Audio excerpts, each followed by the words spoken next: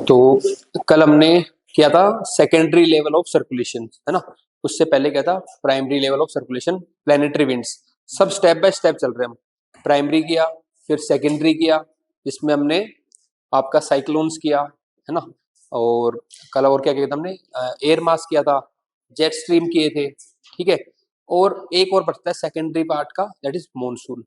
वो हम करेंगे इंडियन, जब इंडियन फिजिकल कराऊंगा ना, तो उसमें फिजियोग्राफी का जब क्लाइमेट वाले इंडिया पोर्शन पे आएंगे, तो इन मॉनसून हम वहां पे डिटेल में कवर कर लेंगे। तो सेकेंडरी लेवल ऑफ सर्कुलेशन हो गया हमारा एटमॉस्फेरिक। थर्ड क्या है, टर्शरी लेवल या फिर लोकल विंड्स। तो आज हम करेंगे लोकल विंड्स। लोकल विंड्स में दो चीजों पे ध्यान रखेंगे। पहले तो कुछ विंड्स का फिनोमिना, कि कैसे वो जनरेट हो रही है, तो वो डिस्कस कर दूंगा पहले, चार पांच विंड्स का अलग अलग जगह पे। सेकंड जो सबसे इंपॉर्टेंट पार्ट है उनका, वो है कि कौन से एरिया में वो ब्लो करती है और उनकी क्या कैरेक्टरिस्टिक्स है, कि वार्म है, कोल्ड है, उसकी एक टेबल बना देंगे, ठीक है।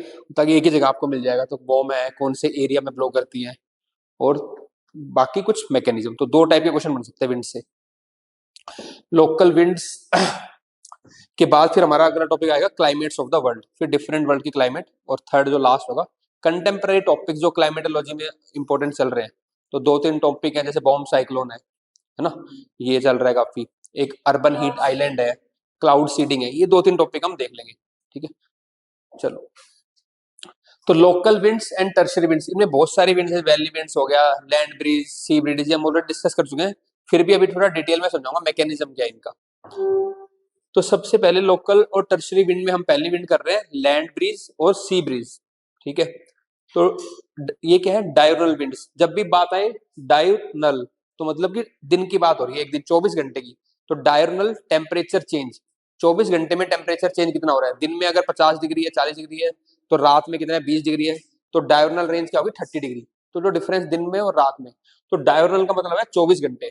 तो ये दिन भर, मतलब पूरे 24 घंटे में विंड जो चलती है आपकी लैंड और सी ब्रीज। तो दिन में मान लो सी ब्रीज चल रही होगी, रात को लैंड ब्रीज चल रही होगी, मतलब पूरे दिन में प्रोसेस चलता रहता है। इसलिए नाम दिया है diurnal winds. They change their direction twice within 24 hour too. तो 12 घंटे में दो बार डायरेक्शन चेंज करती है, एक बार लैंड ब्रिज चलेगी, एक बार सी ब्रिज चलेगी। रीजन क्या है, क्यों ये लैंड और सी ब्रिज चलती है? क्योंकि मैंने आपको पहले बताया था कि लैंड और सी दोनों अलग अलग तरीके से क्या होती है, हीट होती है। लैंड जल्दी हो जाती है हीट, और वाटर क्या है, आराम ठंडा। बहुत धीरे हीट होएगा और बहुत धीरे आपका ठंडा होएगा। Land and sea absorb and transfer heat differently. अब पहले स्टार्ट कर रहा हूं मैं सी ब्रिज से, ठीक है। ये ऊपर वाला आपका सी ब्रिज। ड्यूरिंग द डे, तो पहले हम दिन की बात करते हैं। दिन में, तो दिन में क्या होएगा, सूरज होगा एक तो ऊपर।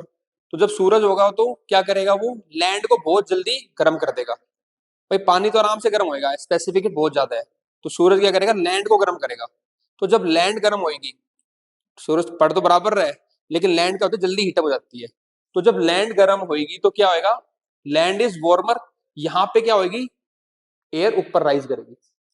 भाई जहां पे हीट होती है वहां पे तो एयर राइज करती है ऊपर लाइट रोके। तो यहाँ पे एयर राइज करेगी, तो यहाँ पे क्या हो जाएगा, एक लो प्रेशर क्रिएट हो जाएगा। तो विंड कहां से अट्रैक्ट करेगा, सी से लैंड की तरफ।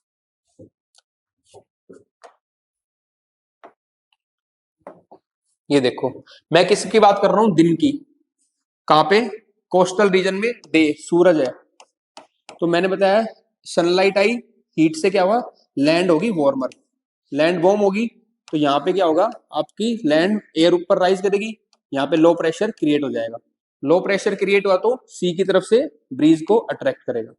तो ब्रीज कैसे चलेंगी, कोल्ड सी ब्रीज। इसलिए कोस्टल एरिया में दिन में क्या होती है, इतनी गर्मी फील नहीं होती, क्योंकि कोल्ड सी ब्रीज फ्लो करती रहती है। इसको बोलते हैं मॉडरेटिंग इफेक्ट, ठीक है, या मैरीटाइम इफेक्ट जो होता है, मैंने पहले बताया था। इसलिए चेन्नई इतना ज्यादा गर्म नहीं होता, कहते हैं ना। हालांकि ह्यूमिडिटी बढ़ जाती है, बात अलग है, लेकिन टेम्परेचर को कंट्रोल करती है मरीन इफेक्ट के कारण। अब ये क्या हुआ आपका, अब जो भी विंड होती है ना, उसका नाम कैसे पड़ता है, जहां से वो आई है।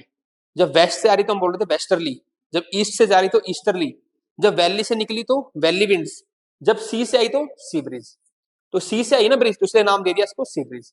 कंडीशन आपको पता चल गई, दिन का टाइम है, टेम्परेचर हो रहा है, लैंड ज्यादा गर्म होगी, वार्म एयर राइज की है, लो प्रेशर क्रिएट हो गया, विंड को अट्रैक्ट किया हाई से लो की तरफ, और आ गई आपकी सी ब्रीज, ठीक है। सी ब्रीज क्लियर है। अब आ जाओ रात को। तो रात में क्या होएगा, चांद मामा हो गए, चंदा मामा, ठीक है। तो रात को क्या हो रहा है, आपकी जो लैंड है वो क्या होगी, ज्यादा ठंडी होगी, और सी क्या होगी, गर्म होगी। क्योंकि मैंने बताया था लैंड क्या होती है, गर्म भी जल्दी होती है और ठंडी भी जल्दी होती है। तो रात को ये भी रेडिएट कर रहा है हीट, ये भी रेडिएट कर रहा है, लेकिन लैंड ज्यादा हीट रेडिएट कर देती है, तो ज्यादा ठंडी हो जाती है। तो यहाँ पे लैंड क्या है, कूलर, और ये क्या है, वार्मर। फिर यहाँ पे वार्मर है तो यहाँ पे एयर ज्यादा राइज करेगी, यहाँ पे लो प्रेशर क्रिएट हो जाएगा। तो लो प्रेशर यहाँ पे क्रिएट हुआ तो यहाँ से विंड फ्लो करेंगी फ्रॉम द लैंड टू सी। तब लैंड से अगर सी की तरफ विंड जा रही है तो नाम क्या आ जाएगा, लैंड ब्रीज। दिन में सी ब्रीज चल रही थी, रात को लैंड ब्रीज चल रही है। तो दिन में एक ही दिन में दो बार डायरेक्शन चेंज होगी विंड की, इसलिए बोलते हैं डायरनल, दो बार चेंज होती है डायरेक्शन किसकी, लैंड और सी ब्रीज की। क्योंकि लोकल एरिया में तो नाम दे दिया लोकल, ठीक है। और डिपेंड सारा किस पे कर रहा है, सन की उसके ऊपर। और क्या रीजन था, क्योंकि स्पेसिफिक हीट दोनों के अलग है, इसलिए अलग अलग कूलिंग होती है। सारा प्रोसेस समझ में आ गया आपको लैंड और सी ब्रीज का। अच्छा, तो हमें कुछ प्रोसेस समझने हैं, कुछ हम याद कर लेंगे। ये प्रोसेस आगे और समझो, ठीक है। अब वही लिखा है, लो प्रेशर हो गया है ना यहाँ पे। लैंड ब्रिज में नाइट का बता दिया मैंने आपको, land bridge comparatively weaker then ये। अब ये ऑब्जर्वेशन होगी, पहला कॉन्सेप्ट पढ़ रहा है, दूसरा ऑब्जर्वेशन है। क्योंकि दिन में सूरज ज्यादा होता है तो ग्रेडियंट थोड़ा ज्यादा होता है ना। तो क्या होता है, जो सी ब्रिज होती है वो ज्यादा स्पीड चलती है, फास्ट, और लैंड ब्रिज थोड़ी वीकर होती है, क्योंकि तो सूरज पे यानी तरह टेम्परेचर डिफरेंस इतना क्रिएट नहीं हो पाता। तो ये क्वेश्चन स्टेटमेंट बन सकती है क्वेश्चन पेपर के अंदर, ठीक है ना। तो land breeze are comparatively weaker than the sea breeze. These overall called these are called dry winds, क्योंकि लैंड से चल रही है, ड्राई है, सी वाली थोड़ी मॉइस्ट है, ठीक है। अब इसके जाने से पहले इस पे एप्लीकेशन क्या बनेगी, आओ जल्दी, एप्लीकेशन क्या बनेगी इसमें, एक मिनट बैठो जल्दी, सेटल हो पहले। एप्लीकेशन क्या बनेगी, थोड़ा टाइम से आया करो ना, ब्रेक। कोई नहीं कोई नहीं, एप्लीकेशन, ओके ओके। एप्लीकेशन क्या बन रही है इससे, कि ना अब मछुआरे हैं वो किस टाइम पे जाते हैं फिशिंग करने और किस टाइम वापस आते हैं, ये देखना है अपने को। बताओ, रात को जाते हैं, और बताओ, रात को अंधेरे में भिड़वाई करूंगी। गौरव बता, मछुआरे कब जाएंगे, कंसेप्ट में तेरे को समझा दिया, ठीक है। हिमांशी आप भी बताओ,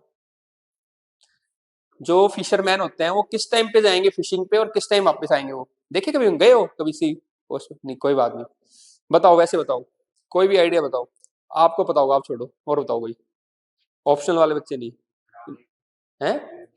इवनिंग में जाते हैं, और फिर कब रात को वापस आएंगे, हाँ, थोड़ा मतलब टेम्परेचर कूलर होगा, क्योंकि अब देखो क्या होता है, वो लगभग आप कभी देखना मछुआरों को ना,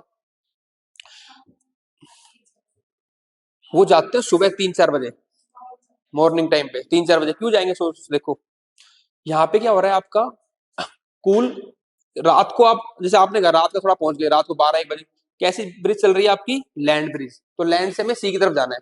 अब इतनी रात को जाके भी क्या ही करेंगे, तो मान लो सुबह के टाइम अंधेरा रहते हुए तो 3-4 बजे वो निकलते हैं, चल कौन सी रही है हमारी, लैंड ब्रिज चल रही है। तो आराम से उनको सपोर्ट करता है शिप को उनकी लैंड ब्रिज, ठीक है। फिर जैसे वो अंदर जाते हैं डीप शिप में, जब सुबह 10-11 बजते हैं तब अपना वापस आते हैं वो लोग, क्योंकि 10-11 बजे क्या स्टार्ट हो जाती है आपकी, सी ब्रिज स्टार्ट हो जाती है। तो सी ब्रिज उनको सपोर्ट करेगी वापस आने में। तो सुबह निकलते हैं 3-4 बजे और रात को दोपहर में 10-11 बजे वापस आते हैं, होता यही है। फिर वो आके अपना रेस्ट करते हैं। फिर जो वहाँ पे फीमेल होती है वो अपनी मछली वछली बेचती हैं। फिर वो अपना 4-5 बजे अपना उठ के अपना, उनका मतलब रूटीन ऐसे ही चलता है वहाँ पे। क्लाइमेट, तो ये मैं इसलिए समझा रहा हूँ, climate determines economy, climate then determines the culture. वो मैं बार बार आपको रिपीट कर रहा हूँ चीजों, कैसे फिजिकल ज्योग्राफी को ह्यूमन ज्योग्राफी से लिंक करोगे आप मेंस के अंदर। और प्री का कॉन्सेप्ट बता दिया, ऑब्जर्वेशन बता दिया कि लैंड ब्रिज कंपैरेटिवली वीकर होती है देन द सी ब्रिज। और थर्ड पार्ट भी आपको समझा दिया मैंने, क्या, जो एप्लीकेशन पार्ट है, कि फिशरमैन कब क्या जाते हैं, हाई लेवल पर क्वेश्चन आता है तो अब आपको क्लैरिटी तीनों लेवल पे। अब अगला कॉन्सेप्ट आ गया माउंटेन एंड वैली ब्रिज, इसमें वही करेंगे, डिफरेंशियल हीटिंग कहाँ पे क्या हीटिंग हो रही है वो देखते हैं, ठीक है। लैंड और सी ब्रिज समझा दिया, अब हम देखते हैं माउंटेन और वैली ब्रिज। एक बात और समझाई दी, जहां से विंड ओरिजिनेट हो रही है वही उसका नाम पड़ जाता है।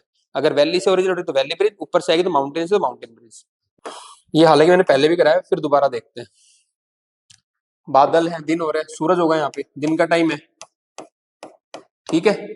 तो दिन में क्या हो रहा है, यहाँ पे हीटिंग होगी, यहाँ भी हीटिंग हो रही है, लेकिन ये टॉप है, ये ज्यादा जल्दी क्या होगा आपका, हीट हो जाएगा ज्यादा। तो ये ज्यादा हीट हो रहा है तो यहाँ पे लो प्रेशर क्रिएट होगा, विंड्स को अट्रैक्ट करेगा। कहाँ से विंड स्टार्ट हुई है, वैली से, तो नाम क्या आ गया, वैली ब्रिज, ठीक है ना। और इधर क्या होगा, रात को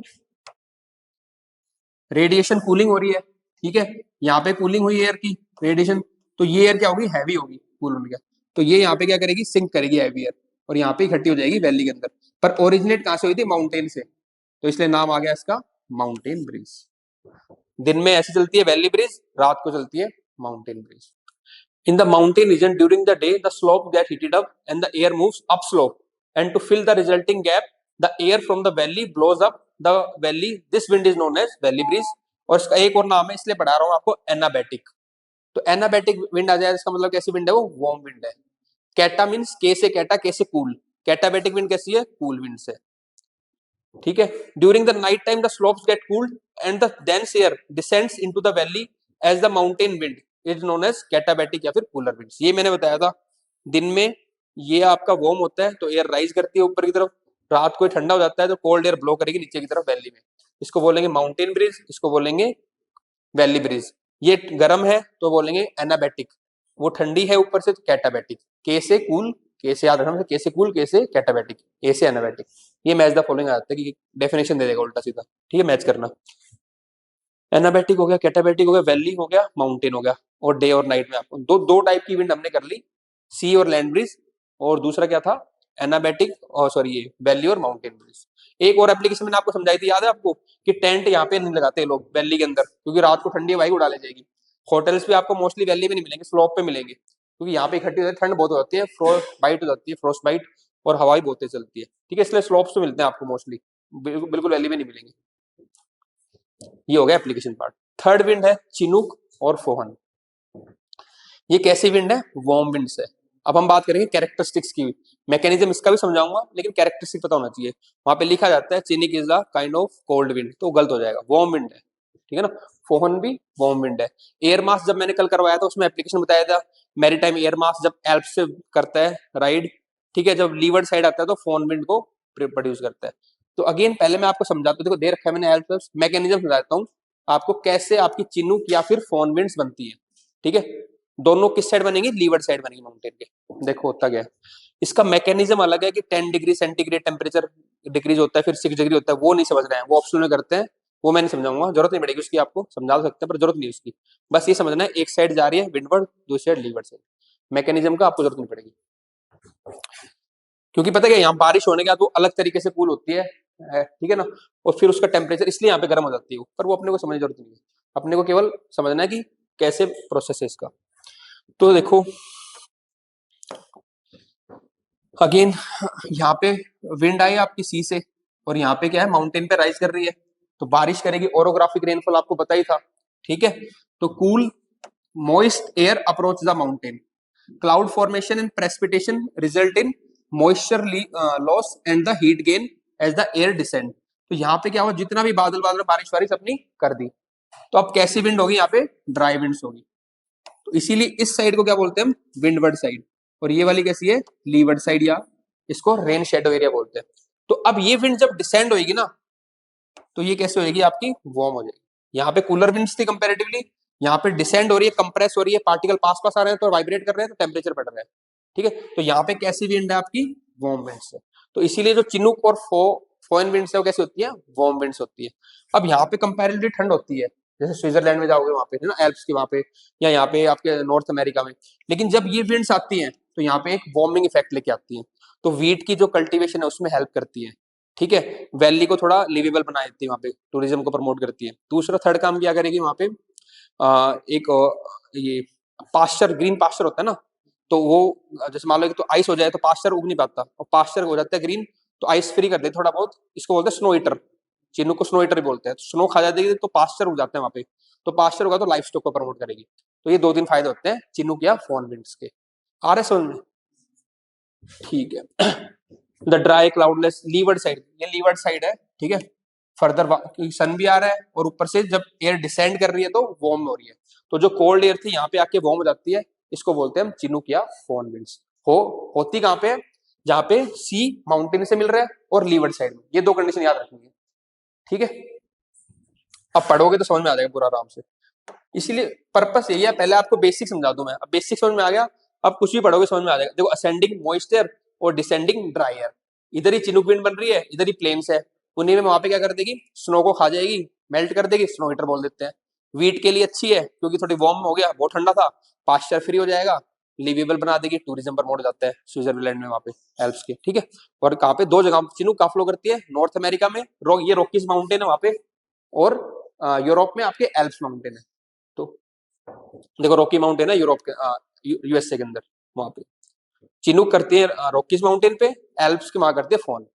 विंड का प्रोसेस हुआ, नाम अलग अलग है। लोकल विंड का यही होता है, आगे और भी विंड्स दिखाऊंगा, प्रोसेस कई होगा सेम रहेगा, पर अलग अलग कंडीशन के हिसाब लोकल उनके नाम दे दिए, ठीक है। अब आप पढ़ोगे तो समझ में आ जाएगा। देखो वार्म कैसी विंड है, वार्म है और ड्राई है, क्योंकि बारिश सारी उस तरफ होगी थी विंडवर्ड साइड पे, लीवर्ड साइड में ड्राई ड्राई है। क्योंकि एक बार कॉन्सेप्ट समझ लोगे तो रटने की जरूरत नहीं पड़ेगी आपको, ठीक है। इसमें कोई भी लाइन ऐसी नहीं है जो आपको समझ नहीं आएगी। अब blowing on the levered side, ये भी आपको पता है लीवर्ड साइड ब्लो कर रही है, ऑफ द माउंटेन्स और called Chinook in the USA, Rockies mountain flow कर रही है, and phone in the Alps mountain in the Switzerland. सारी बातें मैंने बताई थी, सारे कीवर्ड आ गए। और सोचो 4 लाइन में आपने सारा कीवर्ड आ गया, इसलिए मेंस में होता है ये, है ना, कि 4 लाइन में लिख दो, उसमें कीवर्ड सारे लिख दो इंट्रोडक्शन में, भाई लीवर्ड साइड भी है, माउंटेन के नाम भी दे दिए, विंड के नाम भी दे दिए, काम खत्म। चिनुक को क्या बोलते हैं, स्नोइटर। सिग्निफिकेंस बता दिया, green pasture is open even during the winter session. नहीं तो विंटर सीजन में क्या होना था, सारा पास्चर जम जाता, लेकिन जब जैसे ही आती है स्नोइटर तो पास्चर फ्री हो जाता है, थोड़ा थोड़ा मेल्ट हो जाती है आइस, तो पास्चर ग्रो होता है, लाइफ स्टॉक प्रमोट होता है, तो ग्रीन पास्चर हो जाता है। Rise in the temperature and also helps in the early sowing of the spring wheat in the USA. Otherwise उनको वेट करना पड़ता गर्मी का, तो इससे थोड़ी गर्मी होती है वहां पे, तो अर्ली सोइंग ऑफ व्हीट हो जाता है, तो एग्रीकल्चर प्रोडक्शन में भी हेल्प कर रही है। ऐसे आप सिग्निफिकेंस लिखोगे मेंस के अंदर, वो प्री के अंदर भी पॉइंट्स आ सकते हैं। फोहन अ वार्म है, dry southerly wind developing in the lee side of the Alps. Weather becomes quite pleasant in the valley due to melting of snow. पहले बहुत ठंड थी, उससे थोड़ा एक प्लेजेंट वेदर हो जाता है स्विट्जरलैंड वैली के अंदर वाले। Switzerland valley also known as climate oasis during the winter season. These winds help in the early sowing of wheat, ripening of grapes and check the autumn frost।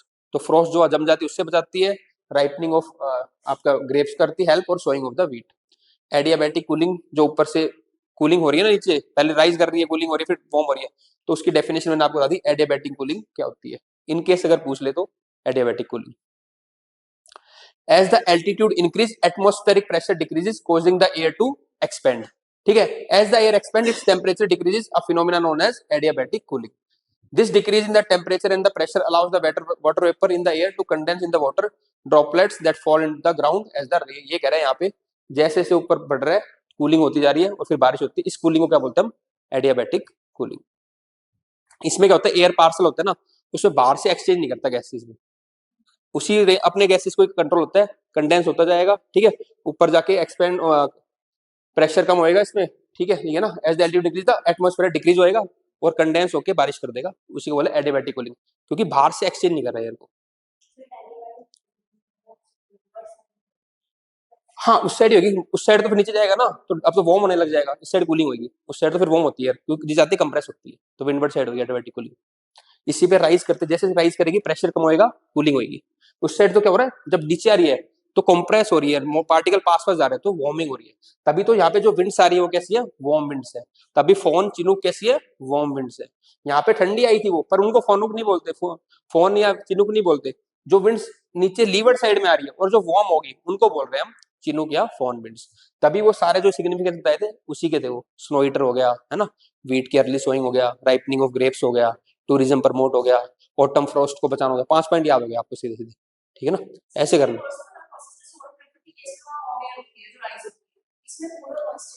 ऐसा नहीं है cool वहां पे, सम कहाँ पे कूल मॉइस्ट, वो तो air जब असेंड कर रही है तब वो कूल हो रही है, यहाँ पे तो वार्म ही स्टार्ट हुई थी वो, ठीक है ना। पर इतनी वार्म भी नहीं है मान लो, क्योंकि वहां पे प्रोसेस अलग है, यहाँ पे क्या, और उसमें भी ऐसे नहीं था। आप यहाँ से देखो, यहाँ से कंपेरेटिवली वार्म है, लेकिन जब एयर वहां से आ रही है, कहाँ से, ओशन से, तो कूल और मॉइस्ट ही तो रहेगी एयर। वो ओरियोग्राफी में कोल्ड और मॉइस्ट एयर आ रही थी, लेकिन वो क्या हो रही थी आपकी, जैसे जैसे असेंड कर रही थी तब वो ठंडी हो रही थी। मैंने आपको वार्म एयर बोला था कन्वेक्शन करंट के अंदर, कन्वेक्शन रेन, यहाँ पे नहीं बोला, यहाँ पे तो कूल और मॉइस्ट एयर आएगी, ओशन से आ रही है, ठीक है ना। वो मिक्स कर दिया शायद आपने वहां पे, वार्म एयर राइज करती है कन्वेक्शन रेनफॉल के अंदर, यहाँ पे तो कूल और मॉइस्ट एयर करेगी। पर अब आपको याद रहेगा हमेशा एग्जाम में कि कूल और मॉइस्ट ओरोग्राफिक में, कन्वेक्शन में वार्म एयर राइज कर रही है, पर ऊपर ऊपर जाते रहेगी ठंडी हो जाएगी, ठीक है। तो ये अच्छा है, कीवर्ड पकड़ने चाहिए ऐसे, क्योंकि वहां पे हम कंफ्यूज जाते हैं वार्म थी कूल थी। अब क्लियरिटी होगी आपके दिमाग में, ठीक है, चलो शाबाश। अगली विंड है हरमतन। पहले कौन सी की हमने, लैंड और सी ब्रीज। अरे मैं तो वहां पे तो अभी तो यही हूँ, लैंड और सी ब्रीज, मैं स्टार्टिंग से करता हूँ स्टार्ट, फिर माउंटेन और वैली, फिर तुमने की चिनूक और फोन, 3 कैटेगरी कर ली। अब हरमतन करेंगे, ठीक है ना। चलो, ये है अफ्रीका का मैप, ठीक है, मैप देख लो पहले।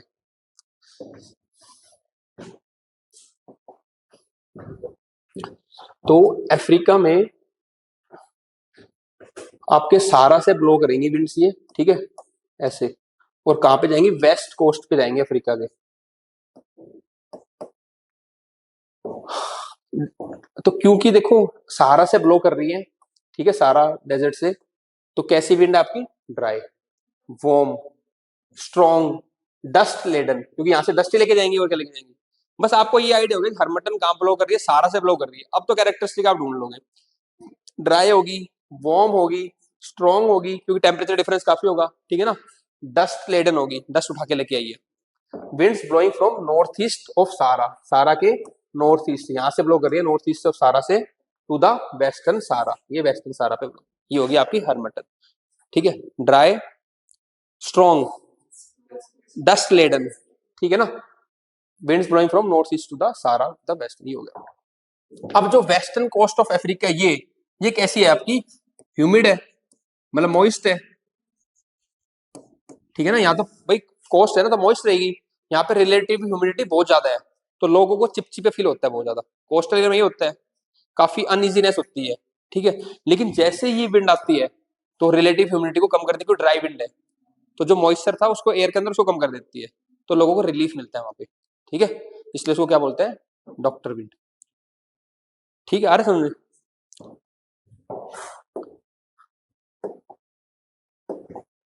Western Sahara coast of Africa is warm and moist and have unpleasant weather. Weather becomes suddenly dry and pleasant क्योंकि उन्होंने क्या किया, मॉइस्चर को एब्जॉर्ब कर लिया, ड्राई विंड्स थी, ठीक है। रिलेटिव ह्यूमिडिटी डिक्रीज, ये भी है, पहले हाई थी अब वो डिक्रीज हो जाएगी क्योंकि ड्राई विंड्स आ गई है, due to rise in the temperature and aridity of the harmattan, also known as doctor wind in the Guinea coast. वहां पे जो ग्विनिया है वहां पे इसको बोलते हैं doctor winds in the areas of western Africa. अब ऐसी और भी विंड्स हैं अलग अलग जगह पे, उनको याद रखना है। जैसे फोन और चिनुक एक टाइप की विंड्स थी, तो हरमटन टाइप की जो बाकी विंड्स हैं जो ड्राई हैं, ठीक है, वार्म है, वो कौन कौन सी और है, वार्म है, ड्राई है, वेरी स्ट्रॉन्ग है, डस्ट लेडन विंड्स है, उनको बोलते हैं brick fielder in Victoria Australia के अंदर, ब्रिक फिल्डर, ठीक है, ब्रिक फिल्डर। और न्यूजीलैंड में इसका नाम है नॉर वेस्टर, एन से एन नॉर, ठीक है। और हालांकि नॉर ईस्टर यूएसए में आएगी, वो दिखाऊंगा, नॉर वेस्टर याद रखना है। थोड़ा बहुत मैच द फॉलोइंग आ सकता है, ऊपर वाली तो आप कर लोगे, अब थोड़ा कंफ्यूजन स्टार्ट होगा क्योंकि काफी ज्यादा आएंगी, लेकिन रट्टा मार सीरीज में मैं भी याद करा दूंगा आपको, मैं अभी फिलहाल तो उसको देखो, ठीक है। तो नॉर्थ वेस्टर्न में कहाँ पे, न्यूजीलैंड में। ब्रिक फिल्टर कहाँ है आपकी, ऑस्ट्रेलिया में। और यहाँ पे सारा में कौन सी है आपकी, हरमतन, ठीक है, western coast of Africa from the Sahara. अब अगली जो विंड है हमारी वो है सिरोको। सिरोको भी वार्म है, ड्राई है, डस्टी है, बस डायरेक्शन कैसे होगी उसकी, उल्टी हो जाएगी अब। हाँ, सहारा से उल्टे मेडिटेरियन होगी।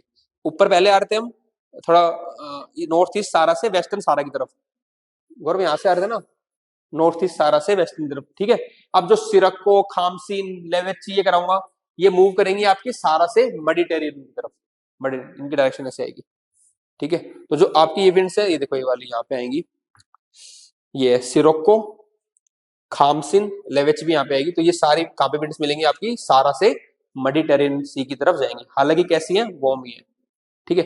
अब ये क्या करती है, यहाँ से सारा से डस्ट पिक करती है, फिर मेडिटेरियन में जाएंगी तो वहां पे मॉइस्चर पिक कर लेंगी, तो डस्ट और मॉइस्चर मिलकर क्या बनाता है, थोड़ा ब्लड टाइप का बना देता है। तो मेडिटेरियन में जब रेनफॉल करती है तो क्या बोलते हैं उसको, ब्लड रेन, ठीक है ना, ब्लड रेन हो जाती है। आ रहा समझ में, चलो कौन कौन सी है वो, सिरक्को, खामसिन, लेविच, आगे आगे ये देखो, वार्म एंड ड्राई डस्टी, ठीक है, विंड्स है from Sahara to the Mediterranean region and Italy and Spain. Sirocco, while passing over the Mediterranean Sea, picks up the moisture and yields the rainfall in the southern part of Italy, known as blood rain. समझ में आ गया आपको, dust भी उसने pick कर ली थी red सारा से, और दूसरा क्या किया था उसने, मॉइस्चर पिक कर लिया, तो जो रेन हुई वहां पे ब्लड रेन की फॉर्म में हुई, because fall out of the red sand picked when it blow from the Sahara. Sirocco is injurious to agriculture and fruit crops, सारे वहां पे क्लॉगिंग कर देती है, ठीक है। डिफरेंट लोकल नेम से सिरक्को है, खामसिन इसको बोलते हैं इजिप्ट के अंदर, गिबली बोलते हैं इसको लिबिया के अंदर, ये याद रखना, ठीक है। खामसिन बोलते हैं इजिप्ट के अंदर और गिबली बोलते हैं लिबिया के अंदर, ठीक है। LGTV आता है, LG तो याद आएगा आपको, LG तो गिबली को करना है लिबिया के अंदर, खामसिन को करना है इजिप्ट के अंदर। ठीक है, ये अलग अलग विंड्स हैं, एक बार और देख लेता हूँ और एक्सप्लेन, तो फिर बाद में मैं दिखाऊंगा आपको। मैं मिस्ट्राल और करते हैं पहले एक बार, ठीक है। मिस्ट्राल आ गया, अब कोल्ड विंड, ठीक है। मिस्ट्राल, मिस्ट से याद रखो, मिस्ट मिस्ट थोड़ी कोल्ड होती है ना, तो मिस्ट्रल कैसी है, कोल्ड विंड है। तो मिस्ट्रल है cold local winds in the Spain and France. Area कौन सा है, स्पेन और फ्रांस। एक तो नेचर याद रखना, एरिया याद रखना। मिस्ट ठंडी होगी, मिस्ट्रल कैसी है, कोल्ड विंड है, Spain and France. These stormy events adverse effect the air flights, flights को इफेक्ट करती है। अगली कोल्ड विंड क्या है आपकी, बोरा। कोल्ड और ड्राई विंड है along the Adriatic coast, Italy के वहां पे, ठीक है। ये सारी कोल्ड विंड है। ब्लिजर्ड कहाँ पे होती है आपकी, यूएसए में होगी, ठीक है। Siberia, Canada, USA. Cold polar winds है, पोल के एरिया पोलर से आएगी। कोल्ड पोलर विंड्स है laden with dry snow, prevalent in Siberia, Canada और USA. Visibility decreases because of the snow ice crystal. इसीलिए ऊपर मिस्ट्राल भी फ्लाइट में दिक्कत कर रही थी, क्योंकि इनसे विजिबिलिटी कम हो जाती है, स्नो आइस क्रिस्टल होते हैं ना इनके अंदर, इसलिए। पेम्पिरो, पी से पेम्पिरो, पी से याद रखना पेम्पास। तो जो टेम्परेट ग्रासलैंड है पेम्पास, अर्जेंटीना के अंदर, वहां पे फ्लो करती है आपकी पेम्पिरो। पेम्पिरो कोल्ड विंड है पेम्पास के अंदर, temperate grassland of the south America. Santa अना, ये कैसी है, वार्म विंड है और ड्राई इन द यूएसए, ठीक है। संत आदमी है, बिल्कुल वार्म है आराम से, ठीक है, वो ठंडे नहीं हो, ठीक है। Santa Ana warm and dry winds in USA. Zonda warm winds in Andes in Argentina. तो ये दो, एक तो अर्जेंटीना पेम्पास बताई, पेम्पिरो बताई पेम्पास के अंदर, दूसरा जोंडा, ठीक है। कोल्ड विंड्स में मैंने सबसे पहले क्या बताया था आपको, मिस्ट, मिस्ट्राल, स्पेन फ्रांस के रीजन में हो गया, ठीक है। फिर मैंने क्या बताया आपको, बोरा, है ना, बोरा कहाँ पे, एड्राइटिक सी, इटली के अंदर। फिर आपने किया पेम्पिरो, पेम्पास के अंदर। ब्लिजर्ड यूएसए, कनाडा और साइबेरिया के अंदर। पेम्पिरो पेम्पास के अंदर। सेंटाना छोड़ दो, हाँ इधर गर्म आ गई। सेंटाना यूएसए के अंदर वॉर्म, और जोंडा वॉर्म अर्जेंटीना के अंदर। ये हो गया आपका। लिस्ट देखने से पहले मैप देख लेते हैं एक बार, ताकि अपने को आइडिया लग जाए कहाँ पे हमने कौन कौन से विंड किए हैं, ठीक है। ये देखो, तो सबसे पहले हमने की थी चिनुक, जो रॉकीज में थी। कैसी विंड थी, वॉर्म थी, ठीक है। ये है नॉर्दर, ठीक है, या नॉर्थ ईस्टर बोलते हैं, ये भी यूएसए में, ठीक है। और ये आंसर यहाँ पे नॉर्थ ईस्टर ऊपर, ये नहीं, नॉर्दर है, नॉर्थ ईस्टर यहाँ पे कोल्ड विंड है। ब्लिजर्ड भी कोल्ड है, ठीक है, यूएसए के अंदर। देन आ जाओ अब हेल्म, ठीक है, स्कैंडिनेवियन कंट्री में। फिर हमने मिस्ट्राल की थी, फोहन की थी, ठीक है, ये वार्म है, मिस्ट्राल कोल्ड है। बोरा भी की थी, कोल्ड है, ठीक है। और ठीक है, सिरोको, खामसिंग, दोनों सारा से मेडिटेरेनियन की तरफ जा रही थी। फिर हमने यहाँ पे हाँ हरमटन भी की थी। एक मैंने आपको एलजी के नाम से याद कराया था, लिबिया के अंदर क्या थी, गिबली। एलजी याद कराया था, कोड एक एलजी। तो लिबिया के अंदर कौन सी थी आपकी, गिबली, ठीक है। सिरक्को, खामसिन, गिबली, ये तीनों याद किए थे हमने, ठीक है। बर्ग एक याद कर लो, ठीक है। साउथ, नहीं नहीं, यहाँ पे साउथ अफ्रीका में होगी बर्ग तो। न्यूजीलैंड में तो हमने की थी नॉर्वेस्टर, और साउथ ऑस्ट्रेलिया में की थी सदरली, है ना। ब्रेक फिल्टर की थी एक तो, और एक की थी सदरली, आगे आएगी ब्रेक फिल्टर हमने याद की थी वहां पे, ठीक है। और नॉर्वेस्टर की थी न्यूजीलैंड में, है ना। और काराबून और बुरान आपके यहाँ पे रशिया, साइबेरिया में। पेम्पिरो की थी पेम्पास रीजन में। एक हमने को वॉर्म विंड की थी अर्जेंटीना में, जोंडा, याद है ना लास्ट। ऐसे बार बार रिपीट करेंगे तब, ये याद करने वाली चीजें हैं, तो बार बार रिपीट करोगे तो हो जाएगा। एक दो बार पूछोगे एक दूसरे से, पूछा था कल आजकल क्वेश्चन इससे, वो नहीं। पंपीरो कैसे, वो मैंने क्या बोला था, पंपीरो कहाँ पे होती है, पेम्पास में। पेम्पास क्या है, टेम्परेट ग्रासलैंड है, तो वहां पे ठंडी है। तो पेम्पिरो वार्म थोड़ी है, कोल्ड है। कहाँ की लिस्ट तुम्हारी, मिस्ट्राल, अच्छा ये बड़ा होगा कुछ, देख ले। पेम्पिरो देखो कोल्ड विंड है पेम्पास के अंदर, कंफ्यूज मत हो, है ना। ये देखो, ये एक लिस्ट है जो मैंने एक साथ दे दी, उनके अलावा भी है। तो इसमें हमें तीन चीज याद रखनी, कौन कौन सी विंड है, alize, western central Africa, maritime, wet, उसका नेचर क्या है, ठीक है। बोरा हमने कर ली, कुछ आपने कर लिए, कुछ हम इसमें से कर लेना ये लिस्ट। बाकी रट्टा मार में मैं कोड के थ्रू कराऊंगा इसको याद। और वेस्ट 30 विंड्स अराउंड, इनको एक बार देख लेंगे, लोकल विंड्स। तो जो हमारा सर्कुलेशन था, एटमॉस्फेरिक सर्कुलेशन, वो हो गया कंप्लीट, प्राइमरी, सेकेंडरी, टर्शियरी, तीनों तरह की। अगला टॉपिक है हमारा वर्ल्ड क्लाइमेट, क्योंकि इससे भी क्वेश्चन आता है, तो एक ये भी करेंगे। ठीक है ना। मैं वही टॉपिक उठा रहा हूँ, मेरे जैसे क्वेश्चन बन सकते हैं आपके सीधे सीधे। ये मैं चार्ट बाद में बताऊंगा, पहले मैं आपको एक बेसिक सेंस देना चाहता हूँ। जैसे आप हमारे में करते हैं, सेंस आ जाएगी ना फिर तो आप कर लोगे। सेंस आना जरूरी है कि कहाँ पे कौन सा क्लाइमेट एग्जिस्ट करता है। ठीक है, तो आप भी चाहो तो बना सकते हो, मैं एक डायग्राम बनाऊंगा आपके लिए, उससे हम सेंस निकालेंगे कि कैसे बात बनेगी। हालांकि पेज मैंने छोटा नहीं लग रहा, बनाऊंगा मैं। ठीक है,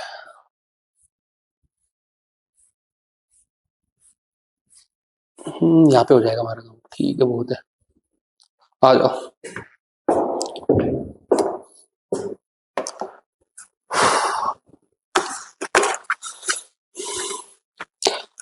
कैरेक्टरिस्टिक फीचर्स क्या है अंदर वो हम बाद में देखेंगे, क्योंकि वो तो हम पढ़ लेंगे, लेकिन आपको पहले समझना जरूरी कौन से क्या एग्जिस्ट करता है।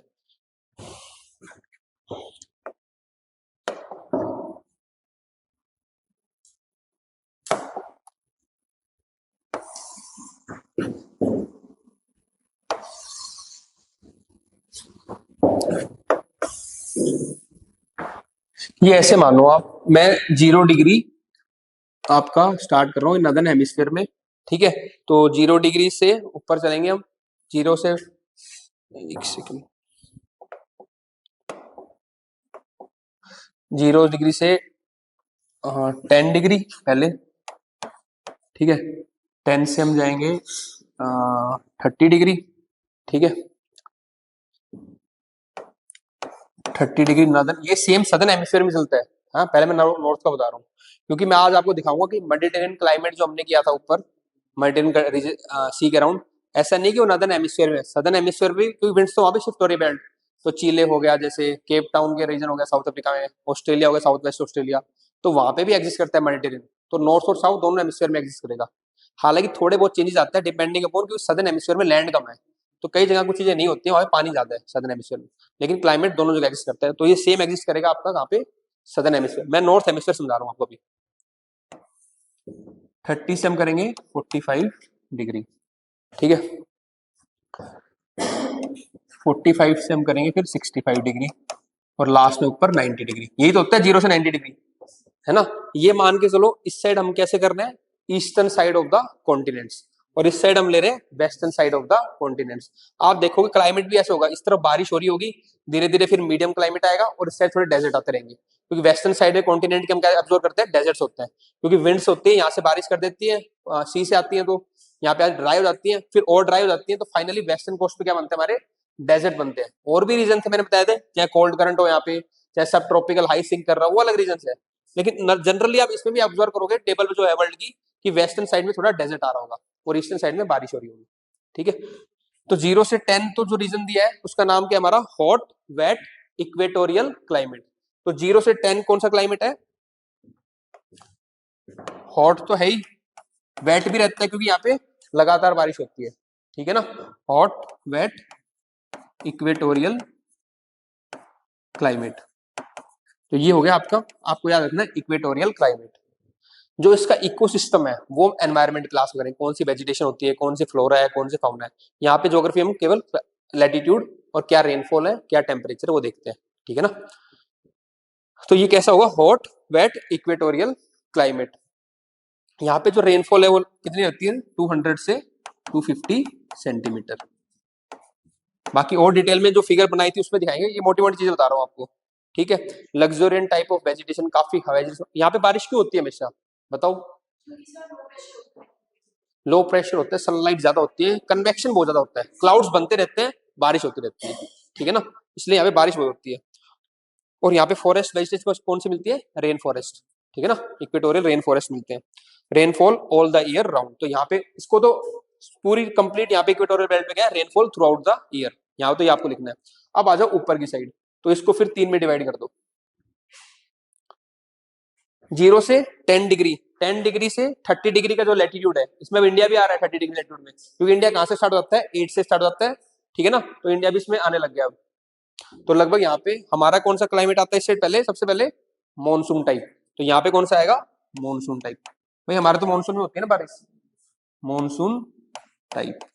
अब मॉनसून के आपको पता ही है, सीजनल रिवर्सल ऑफ विंड होता है, डेसिडुअस वेजिटेशन होती है, है ना। समर में रेनफॉल होती है, ये बेसिक टाइम है। टेम्परेचर 27 डिग्री 28 डिग्री टेम्परेचर होता है, ठीक है ना, वो आगे देख लेंगे।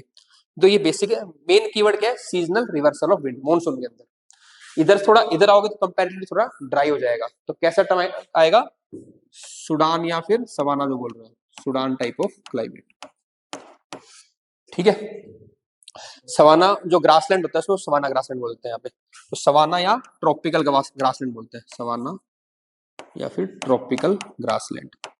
देखो इधर ट्रीज होंगे, बहुत लग्जोरियंट ग्रोथ होगी, फिर धीरे धीरे ग्रासलैंड आ जाएगा और इधर धीरे धीरे डेजर्ट आ जाएगा, ऐसे होएगा। तो यहाँ पे जो आएगा क्लाइमेट वो आएगा hot desert, hot desert. Cold desert क्यों नहीं, क्योंकि लैटिट्यूड कम है, ऊपर वाले कोल्ड डेजर्ट बनते हैं आगे, ठीक है ना, ये तो हॉट डेजर्ट बनेगा, ये ऊपर कोल्ड डेजर्ट है। डेजर्ट दो टाइप के पता है, हॉट और कोल्ड, ठीक है ना, क्योंकि डेजर्ट टेम्परेचर पे डिपेंड नहीं करता, डेजर्ट डिपेंड करता है प्रेसिपिटेशन पे। जहाँ बारिश कम होती है उस एरिया को बोलते हैं डेजर्ट। तो ये क्या है, हॉट डेजर्ट है, ऊपर बनेंगे कोल्ड डेजर्ट। तो यहाँ पे वेजिटेशन रहेगी जीरोफाइटिक वेजिटेशन या डेजर्ट वेजिटेशन, पता है, ये जीरोफाइटिक, जीरोफाइटिक वेजिटेशन। रेनफॉल तो बहुत मिनिमल है ना, बहुत मिनिमल, वो पैरामीटर ऊपर दिखा दूंगा, बस आपको स्ट्रक्चर बनना चाहिए, equatorial climate, monsoon climate, Sudan या सवाना, ठीक है, देन हॉट डेजर्ट। दिमाग में बन रहे हैं ना चीजें, बन रहे हैं, अरे ध्यान का है।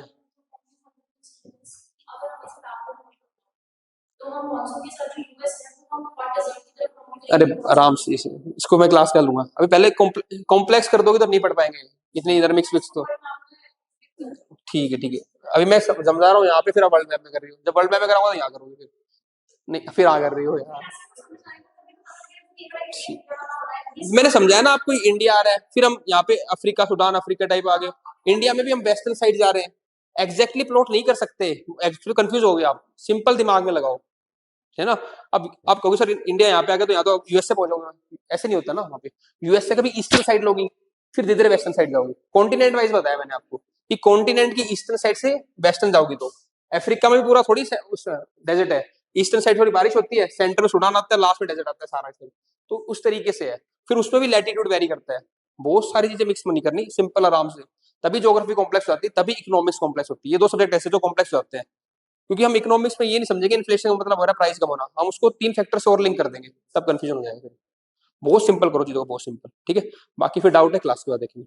चलो, monsoon, Sudan, hot desert, complex करना इजी है, सिंप्लीफाइड करने में जान निकलती है। कॉम्प्लेक्स मैं पढ़ाता था, बातें लिखता, आपको किसी को समझ नहीं आती, क्यों मैं इतना रुक रुक के ठहराव से समझा रहा हूँ, ताकि क्लास में आपके दिमाग में बैठ जाए चीजें। अगर ये चार्ट दिमाग में बैठ गया ना, फिट तो कर लोगे, हमेशा स्ट्रक्चर पे काम करो।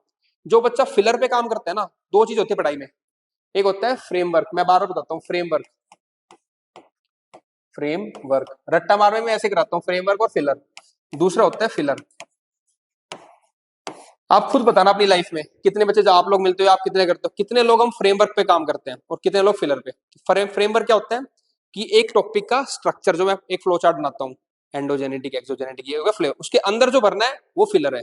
हम क्या करते हैं, reading reading reading, filler filler filler filler, और याद में होता ही नहीं है। जिसने फ्रेमवर्क याद कर लिया, फिलर तो कभी भर लेगा, और उसके फ्रेमवर्क में अगर दो ही फिलर भरे हुए हैं तब भी उसको रिलेट कर लेगा, क्योंकि उसका स्ट्रक्चर क्लियर है, तो कहेगा यार यहाँ से क्वेश्चन एलिमिनेट हो गया, यहाँ से सिलेक्ट हो गया, और मेंस के अंदर पेज तो दो भर ही देगा, कि उसको सारा फ्रेमवर्क याद है और एक डायग्राम भी बना देगा वो। फिलर वाला कुछ नहीं कर पाएगा, फिलर वाला को याद ही नहीं आएगी चीजें, और फिलर वाला कहेगा ये चीज तो यहाँ लगेगी नहीं, तो उसको क्लैरिटी नहीं है और बड़ी पिक्चर की। तो काम करो फ्रेमवर्क पे, फिलर तो पढ़ लोगे, याद नहीं होगा फिलर। क्योंकि फिलर क्या है, यहाँ पे मैं आपको 5 पॉइंट लिखा था हर एक के अंदर, उसके अंदर लिखा था 20 पॉइंट, उसके अंदर 50 पॉइंट, ये होता है फिलर। याद आपको कुछ नहीं होता और कहते बड़ा टफ है ज्योग्राफी, वो नहीं करना है काम अपने को।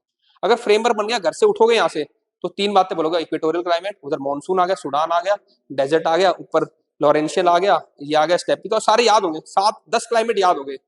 मैंने 10 ही चीज बताई, और मैं बताऊँ 100 चीजें याद जीरो होती, तो फायदा नहीं उस चीज में। 10 ही पढ़ेंगे, 10 को याद कर लो, उसके बाद 12-13 जो ऐड करना वो ऐड हो जाएगा उसके अंदर, पहले 10 को याद करो, ठीक है। चलो, इसलिए फ्रेम, यार मैं तो दिखा, स्लाइड तो बनी हुई थी, मैं क्यों बना रहा हूँ इसको, तुम्हारे दिमाग में फ्रेमवर्क छप जाएगा इससे। और बहुत सिंपल, दो वर्ड तो लिख रहा हूँ, ज्यादा कहाँ लिख रहा हूँ, मैं खुद ज्यादा नहीं लिखता। आ जाओ, क्यों अब इसमें से भी वो क्रिटिकल वर्ड उठा रहा हूँ जो इंपॉर्टेंट है, जो याद करने हैं आपको। थर्ड आएगा हमारा चाइना टाइप, भाई इंडिया से ऊपर इधर चाइना आता है, याद करेंगे, इधर कौन सा क्लाइमेट आएगा, चाइना टाइप। इधर ही बारिश होगी, फिर बारिश कम होगी धीरे धीरे, ठीक है ना। ये ईस्टर्न साइड ऑफ कॉन्टिनेंट मान लो, इधर वेस्टर्न साइड ऑफ कॉन्टिनेंट, बारिश कम होती जा रही है। उसके बाद आएगा आपका स्टेपी टाइप, स्टेपी, देखो लैटिट्यूड बढ़ रहा है ऊपर, तो स्टेपी में कैसे ग्रासलैंड आएंगे आपके? Temperate grassland. यहाँ पे ट्रॉपिकल ग्रासलैंड पर समाना, ये कैसा ग्रासलैंड होगा? टेम्परेट, टेम्परेट ग्रासलैंड यहाँ पे होगा। अब अलग अलग जगह पे टेम्परेट ग्रासलैंड के अलग अलग नाम है, वो मैं आपको दिखा दूंगा, है ना। पुस्ताज हो गया, स्टेपी हो गया, प्रेरी हो गया, अलग अलग जगह पे बोलते हैं, वो भी देख लेंगे साथ साथ ही। तो टेम्परेट ग्रासलैंड हो गया। अगला क्लाइमेट वेस्टर्न साइड में, यहाँ पे आप सोचो चाइना से आए, फिर बीच में स्टेपी रशिया आया, इधर कौन सा आएगा? मेडिटेरियन आएगा, तो मेडिटेरियन रीजन आ गया वेस्टर्न साइड पे, मेडिटेरेनियन क्लाइमेट हो गया आपका। और मेडिटेरेनियन क्लाइमेट की खासियत क्या थी? Winter rainfall. बस ये बात याद रखनी है, ये मत भूल जाना। मैंने बताया था due to shifting of pressure belt होती है यहाँ पे विंटर में रेनफॉल, हमारे यहाँ पे होती है समर में रेनफॉल, समर रेनफॉल यहाँ पे होती है विंटर में रेनफॉल। यहाँ पे और क्या होती है खासियत? Viticulture, grape cultivation, orchard farming, citrus fruits की फार्मिंग, ये खासियत है यहाँ पे। ऑलिव्स, ठीक है, वाइन, ठीक है, चलो खुश होगी। उसके बाद है ईस्टर्न मार्जिन, वापस ईस्टर्न मार्जिन पे आ रहे हैं। ईस्टर्न मार्जिन लॉरेंशियल, ठीक है, eastern margin Laurentian type of climate, Laurentian. और उसके बाद आपका है यहाँ पे सेंट्रल कॉन्टिनेंटल या फिर साइबेरियन, साइबेरिया आ गया ना ऊपर की राइट पे, सेंट्रल या तो सेंट्रल कॉन्टिनेंटल, सेंट्रल कॉन्टिनेंटल या फिर साइबेरियन बोलो, कंट्री के हिसाब से चल रहा है बिल्कुल, ठीक है ना। Siberian type of climate. यहाँ पे जो वेजिटेशन याद रखनी है आपको, कैसी रहती है? Evergreen coniferous tree vegetation, coniferous आएगा ना यहाँ पे, तो यहाँ पे कैसी है? Evergreen, evergreen coniferous vegetation. देखो बहुत ज्यादा नहीं लिखवा रहा, एक एक वर्ड लिखवा रहा हूँ, ये आपको नोट करना जरूर, याद करना है, ठीक है। और लास्ट है आपका वेस्टर्न मार्जिन आ गया ब्रिटिश, ठीक है, western margin of, western margin British Columbia type of climate, ठीक है, वो मिल जाएगा पीडीएफ में आपको सारा, ब्रिटिश टाइप। यहाँ पे वेजिटेशन कैसे होगी आपकी? डेसिडुअस। ये हो गया आपके, लास्ट बच गया 65 से 80, वहां पे क्या आपका? आर्कटिक और ऊपर पोलर, आर्कटिक और उससे ऊपर आएगा आपका पोलर रीजन, ठीक है। यहाँ पे क्या होंगे आपके? टाइगा पहले, और ऊपर क्या हो गया? टुंड्रा। टाइगा और टुंड्रा में क्या फर्क है? टाइगा में फिर भी ट्रीज मिल जाते हैं, टुंड्रा में क्या आता है? ट्रीलेस, ट्रीलेस है, ये याद रखना, ठीक है। यहाँ पे ऊपर वेजिटेशन अगर याद रखनी है, टुंड्रा में कौन सी होती है? लाइचेंस एंड मॉसेस, ये याद रखना बस, ठीक है। तो ये मोटा मोटा हो गया 0 से 10 डिग्री, 10 से 30, 30 से 45, 45 65 90, अलग अलग क्लाइमेट मैंने आपको समझा दिया। ये है वर्ल्ड क्लाइमेट। इधर इनको डिवाइड कर लो, जैसे इसको हम बोलेंगे इक्वेटोरियल जोन। ये कौन सा जोन है? Equatorial zone.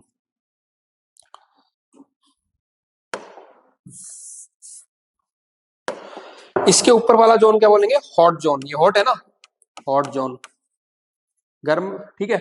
इसके ऊपर वाले जोन को क्या बोलेंगे हम? Warm but temperate, warm temperate zone.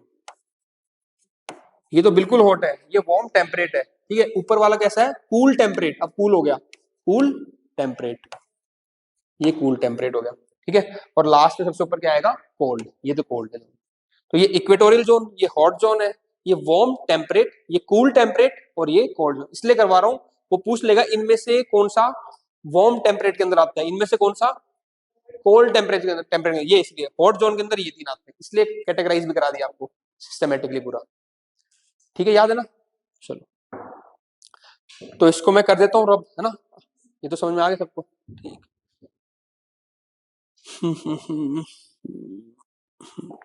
ठीक है, अब देखो इसमें, अब आप, ये मैंने समझा दिया, अब आप पढ़ोगे तो कोई दिक्कत नहीं आएगी आपको। ये कुछ बातें मैंने बताई, रेनफॉल 250 से 300 सेंटीमीटर लगभग, ठीक है। 2 periods of maximum rainfall, example कौन कौन सी कंट्री है, वो आप देख लेना इसमें कौन कौन सी कंट्रीज है, क्या है। वेजिटेशन लग्जूरियस होती है, ये ट्रीज पूछ लेता है, इक्वेटोरियल, महानी, एबनी, डाइवुड्स, ट्री से आते हैं क्वेश्चन, कौन सी वेजिटेशन है, ठीक है ना। एफिफाइट्स होते हैं, लियानाज, एफिफाइट्स, ठीक है, पैरासाइटिक प्लांट्स होते हैं, ये सारा। बाकी मैं एनवायरनमेंट में भी करवाते हैं, मतलब इकोसिस्टम वहाँ पे एनवायरमेंट कवर करेंगे, इनकी कैरेक्टर्स, एफिफाइट्स क्या होती है, लियानास क्या होती है, ठीक है। फिर इक्वेटोरियल जोन में यूनिफॉर्मिटी ऑफ टेम्परेचर, वो भी इक्वेटोरियल का ही था, थोड़ा बड़ा था इसलिए मैंने नीचे अलग लिख दिया, काफी फीचर्स थे उसके अंदर। नो विंटर्स, यहाँ विंटर्स होती नहीं है। Precipitation is heavy and well distributed through out the year. अगला हमने मॉनसून वाला क्या था, 150 सेंटीमीटर रेनफॉल, ये रेनफॉल है जो सेंटीमीटर में लिखा है, और डिग्री सेंटीग्रेड में टेम्परेचर है। 27 to 32 tropical monsoon countries they the, deciduous vegetation, ठीक है। सुडान या सवाना टाइप आपने बताया, टेम्परेचर देख लिया और आपने रेनफॉल देख ली। जो ग्रासेस होती है यहाँ पे क्या बोलते हैं, llanos in the Orinoco basin and campos in the Brazil, ये याद रखना है। वहां पे आ जाएगा llanos is a temperate grassland की ग्रास, ट्रॉपिकल ग्रासलैंड में लानोस और कैंपोस, ठीक है। लानोस ओरिनाको बेसिन में और कैंपोस ब्राजील में, ये इंपॉर्टेंट है इसलिए बोल्ड किया इसको। एक्सट्रीम डायगोनल रेंज होती है यहाँ पे, डॉक्टर विन यही आती है सारी सुडान टाइप में, ठीक है ना। अब आपको पता ही है, और ट्राइब यहाँ पे कौन सी है, मसाई, जो कि पेस्टोरलिस्ट है। डेजर्ट में जो ट्राइब्स हैं आपकी वो है बुशमैन, ठीक है, बिंदीबू, दोबारा देख लो, offshore trade winds, they are called trade winds desert, ठीक है। यहाँ पे क्योंकि देखो जो ईस्टर्न साइड थी वहां पे विंड कैसी थी आपकी, ट्रेड विंड्स ऑन शोर, शोर पे आ रही थी, यहाँ पे लीव कर रही है वेस्टर्न साइड में, यहाँ से स्टार्ट हुई ऑन शोर, यहाँ पे आती कैसी ऑफ शोर होगी, तो यहाँ पे कह रहे हैं ऑफ शोर ट्रेड विंड्स है, they are also known as trade wind deserts. Primitive hunters कौन कौन से, कालाहारी, ठीक है, बुशमैन, बिंदुबू कहाँ पे रहते हैं, ऑस्ट्रेलिया में, ठीक है। ये अफ्रीका में कालाहारी बुशपुर, बिंदुबू है आपका, और मैच द फॉलोइंग आ सकते हैं इसलिए करवा रहा हूँ ये। एक नीचे मैंने कराया था मसाई, ये कहाँ पे, अफ्रीका में, यहाँ पे आ जाओ। और डेजर्ट हो गया। अगला हमारा क्या था, उधर चाइना टाइप आएगा, चाइना टाइप या गल्फ टाइप या नटाल टाइप, ये अलग अलग नाम हो गए, अलग अलग कॉन्टिनेंट के हिसाब से, ठीक है ना।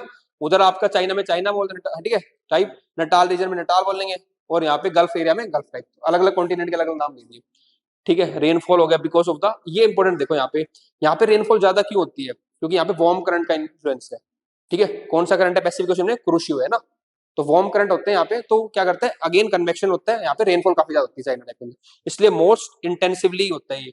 Climate strongly modified by maritime influence, rice cultivation on the terrace upland, most intensively tilde part of the world.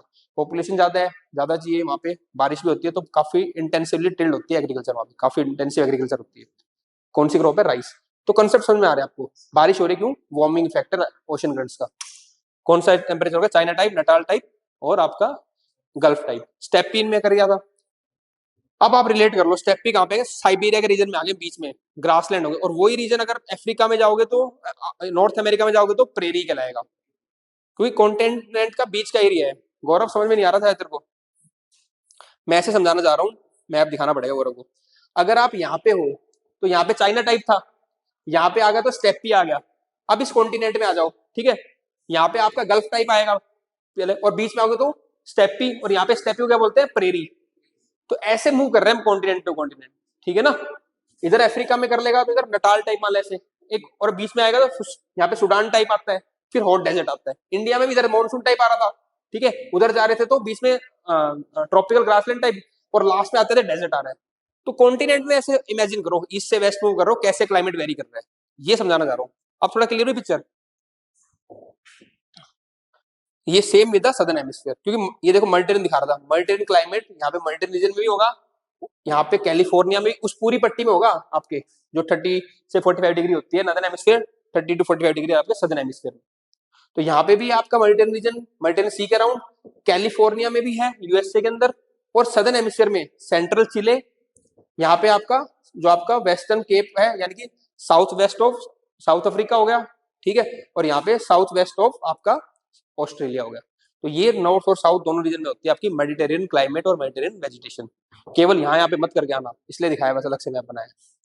और अब तो क्लियर भी हो रही है सारी चीज। अब तो आप विंड्स भी मार्क कर लो मेरे ख्याल से, हरमटन याद आएगी आपको यहाँ पे, पेम्पिरो यहाँ पे याद आएगी, चिनूक यहाँ पे याद आएगी, फोन यहाँ पे याद आएगी, brick fielder nor western New Zealand में, ब्रिक फिल्डर ऑस्ट्रेलिया में, नॉर ईस्टर यूएसए में, ब्लिजार्ड यूएसए में। इतनी विंड से एकदम से याद हो रही है क्योंकि बहुत ध्यान से पढ़ा था वहां पे।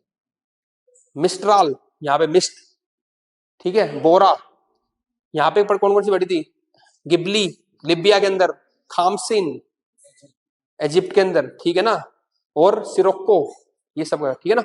इतनी विंड्स याद होगी आपको, थोड़ी बहुत टेबल से देख लेना, मोरलेस हमने कर लिया चीज याद, क्लाइमेट कर लिया, वो कर लिया।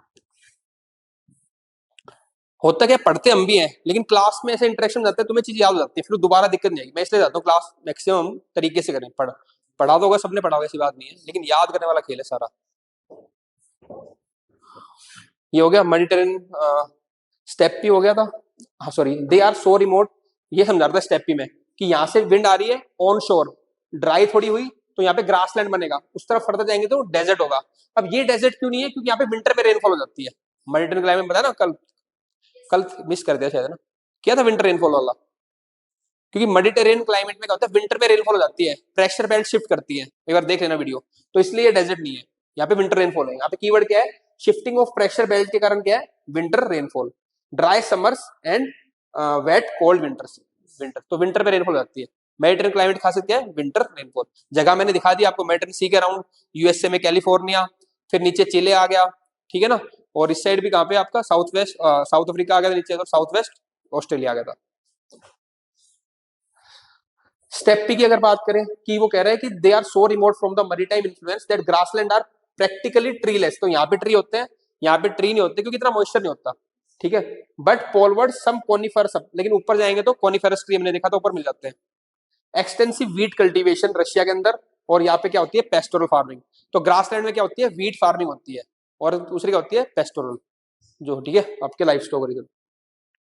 यहाँ पे जो विंड्स होती हैं आपकी, मेडिटेरियन रीजन में देखा था, dry warm winds and wet cold winters, ये हो गया। Local wind sirocco, bora, mistral, ये यहाँ पे फ्लो करती है मेडिटेरियन रीजन के अंदर। ऑर्चर्ड फार्मिंग होती है, विटीकल्चर होती है। 3 लाइन कंप्लीट, अब 4th लाइन पे आते हैं हम, जो हमारी कूल टेम्परेट जोन है। तो इधर लॉरेंशियल था, ठीक है, लंबरिंग एक्टिविटी होती है यहाँ पे लॉरेंशियल मोस्टली। साइबेरियन में आपका होता है experience only in the northern hemisphere evergreen, क्योंकि सदर्न हेमिस्फीयर में यहाँ पे लैंड नहीं है, पानी है, तो ये जो क्लाइमेट है नदर्न हेमिस्फीयर में होता है, साइबेरियन, ठीक है। यहाँ पे कैसे ट्री होंगे आपके, coniferous tree, taiga in Siberia, Finland, Sweden. Siberia cold as cold pole of the earth, तो अर्थ का कोल्ड पोल कौन सा है, साइबेरिया, ये एक टर्म याद रखना है। USA leading producer of producing wooden pulp. और फर्दर जाएंगे वेस्ट में तो British type, permanent influence of westerlies all the year round, Britain north, ये क्लाइमेट होगी इसकी कंट्री होगी, ठीक है। लास्ट सबसे ऊपर कौन सा था हमारा, cold zone, north Arctic circle और साउथ ऑफ द, तो आर्टिक सर्कल जो है 66 डिग्री होता है ना ऊपर, उसके आर्टिक सर्कल से लेके 66.5 डिग्री से लेके 90 डिग्री तक जो पूरा एरिया, उसको क्या बोलते हैं हम, आपका ये आर्टिक, टुंड्रा और पोलर टाइप, इसमें आएगा नॉर्थ साइड में।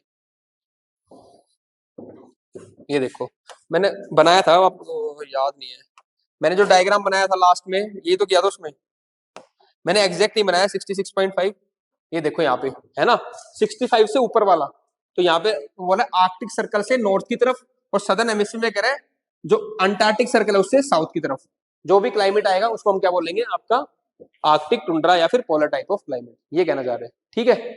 66.5 आता है, उससे ऊपर मान लो, लगभग एक रफ बता देगा आर्कटिक सर्कल से नॉर्थ की तरफ।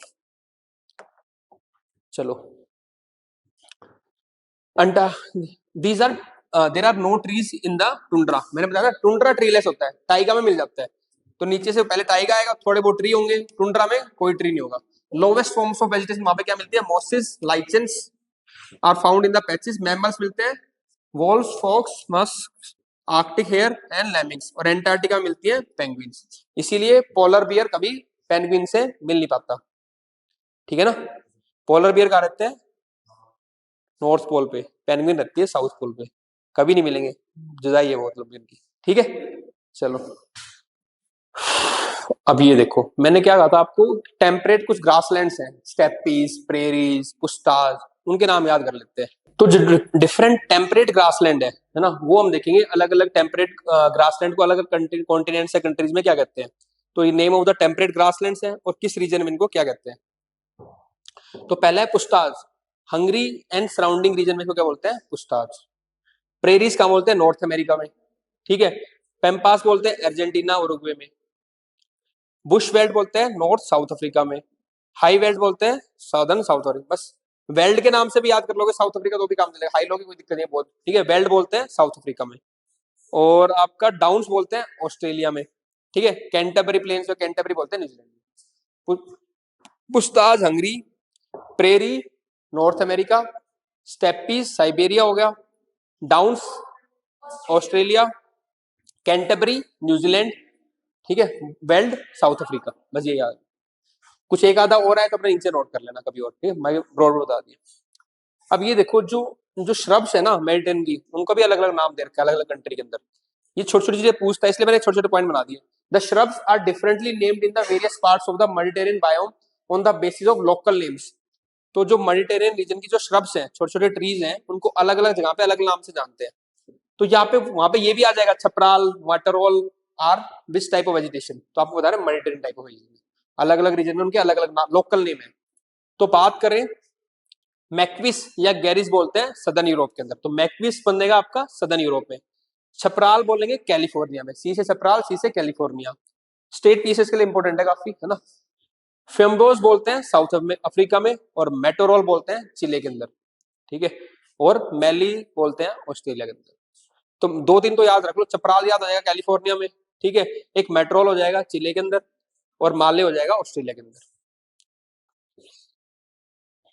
ये मैंने दिखाई दिया डिफरेंट।